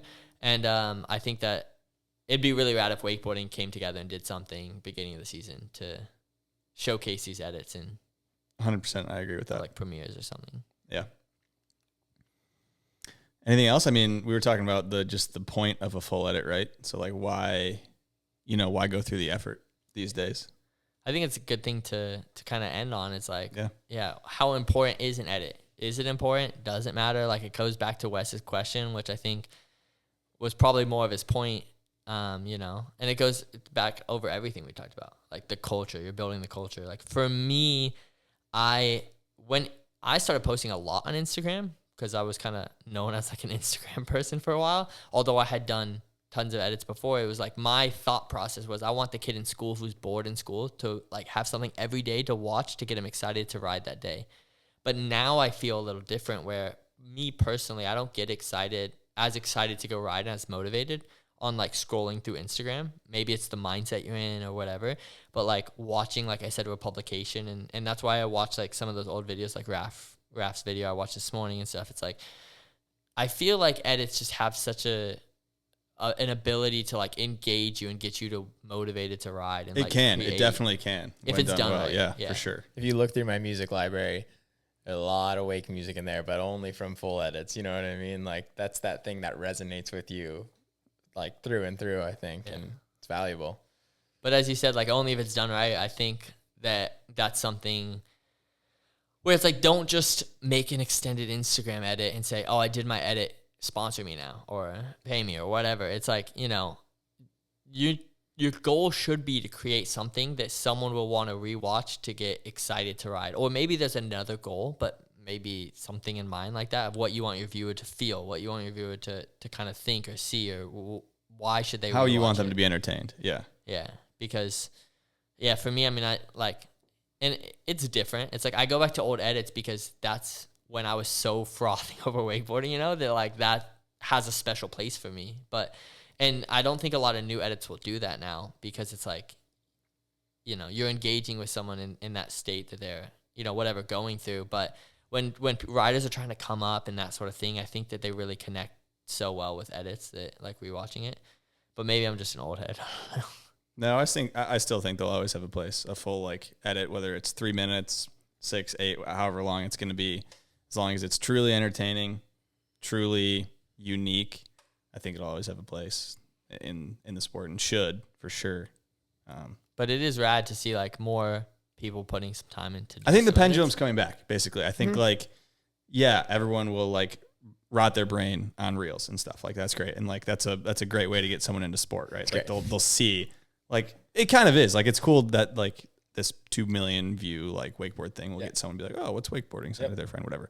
But like, I don't know, anyone who's remotely into it in that next step hopefully is like, oh, well, what are some like real pieces of meat content that I can consume, whether that's like a JB vlog or it's an edit, like it's the next step for them. So, and everything flows into another thing. Like I just want to go jumping into like, I wish there was better places for people to find these edits, you know, because that was a comment I wanted to make too. I mean, I loved the wakeboard site. I thought that was such a fun, like I would go through and go on Rathy and I would scroll down and find this like crazy, like obscure. Dude, I still use it to this day. Yeah. It's still up. Is it? Yeah. I mean, he doesn't own it. Well, it's not updated, but it's still up. There's still, yeah. Basically, Buckman shut it down, and then someone came in and like bought the URL and re-uploaded all the pages, but like threw ads all over them and stuff. So it's not updated. There's ads everywhere. Buckman, who started it, doesn't have anything to do with the current website, but someone, I don't know, basically stole it in some way. But well, shit. I guess I shouldn't be giving those ads no. eyeballs right now. I mean, at the same time, it's like Buckman didn't make any money doing that, and I still talk to him, but I believe he'd be happy that it's still benefiting the industry in some way because like he loved it just like all of us. So yeah. Is there? I mean, quickly before we wrap this up, is there a way that single platform could come back where everyone like from the Guenther Okas to the kid who's getting into wakeboarding goes to watch and edit when it's uploaded? I think so. The question is like, should it be a website? Should it be, an app? What should it be? I mean, I know you are not an app fan. I don't need another app, dude. Don't give me another app. But yeah, I don't know. I hope riders continue to see the value in it. And I guess what I was more going back to was the culture thing about cable parks. I remember going to OWC a few years ago, and there were people that worked there that were riding every day that I thought, like, there's no one more stoked on wakeboarding than this person right now, like, in this stage for them. And then that person didn't know who One Pro was, And I'll throw a name out there. It was Hannah, who I think lived with you guys. Oh, really? And yeah. I don't think she cares. Yep. But like at that time, she didn't know who One Pro was. She didn't really care. And that's something that's a problem in our industry because it's like, do pros have any value if no one cares that there are pros, And so it's like that goes back to the culture thing. But I think that's why it's so important to have like that hub for everyone to kind of consume and like new riders get some spotlight and stuff. And I don't know if like, I think it's coming full circle. I don't know if it's a website or just like maybe a specific YouTube channel that has like updates all the time or whatever. But yeah, I don't know. Yeah, I don't know. All right. I mean, I think we touched on a lot. We ran this one pretty long. Yep, pretty long. I mean, thanks everyone for tuning in. Thank you guys for coming on. This was a blast. Definitely gonna be doing more of these in the future. Yeah. Shop Talk podcast. So yeah. Thanks for having us on it. Absolutely. No problem. It's fun to hang out and talk with. Good to have the minds together. Favorite For pastime. sure. It was. Yeah. Make sure everyone like, comment, subscribe. You know the deal. If you want to see who the guests are early, because we'll be doing more of these. If you want to see who's coming on, make sure to join the Patreon. We got your mom's on here on the Patreon, Guenther, and we got Johnny D on there as well. A ton of other people in there. So speaking of that, we've seen so many things in wakeboarding. We're literally just now talking about how there needs to be a platform for these videos and stuff, but these platforms are coming and going like wakeboarding site because there's no support. And like, yeah, it sucks that the industry isn't financially doing amazing like football or whatever, where there can be support. But for everyone at home, like, in my opinion, this is by far the best podcast we've had in wakeboarding. It's just so high quality. It's happening every single week. And so, if you enjoy this and you listen to this and you like this episode, like, please be a Patreon member because it only takes like you guys that are listening to $5 a month, and this thing will never end. But yeah, it's just a couple beers a year. Come on. It's no big deal. But if everyone is like, oh, well, this person or that person should do it, then, these type of things like the wakeboard site, they come and go. And yeah, let's make this one stay. Yeah. Appreciate it, boys. All right. Yeah. Thanks everyone for tuning in. Cool. See you guys next time. Later.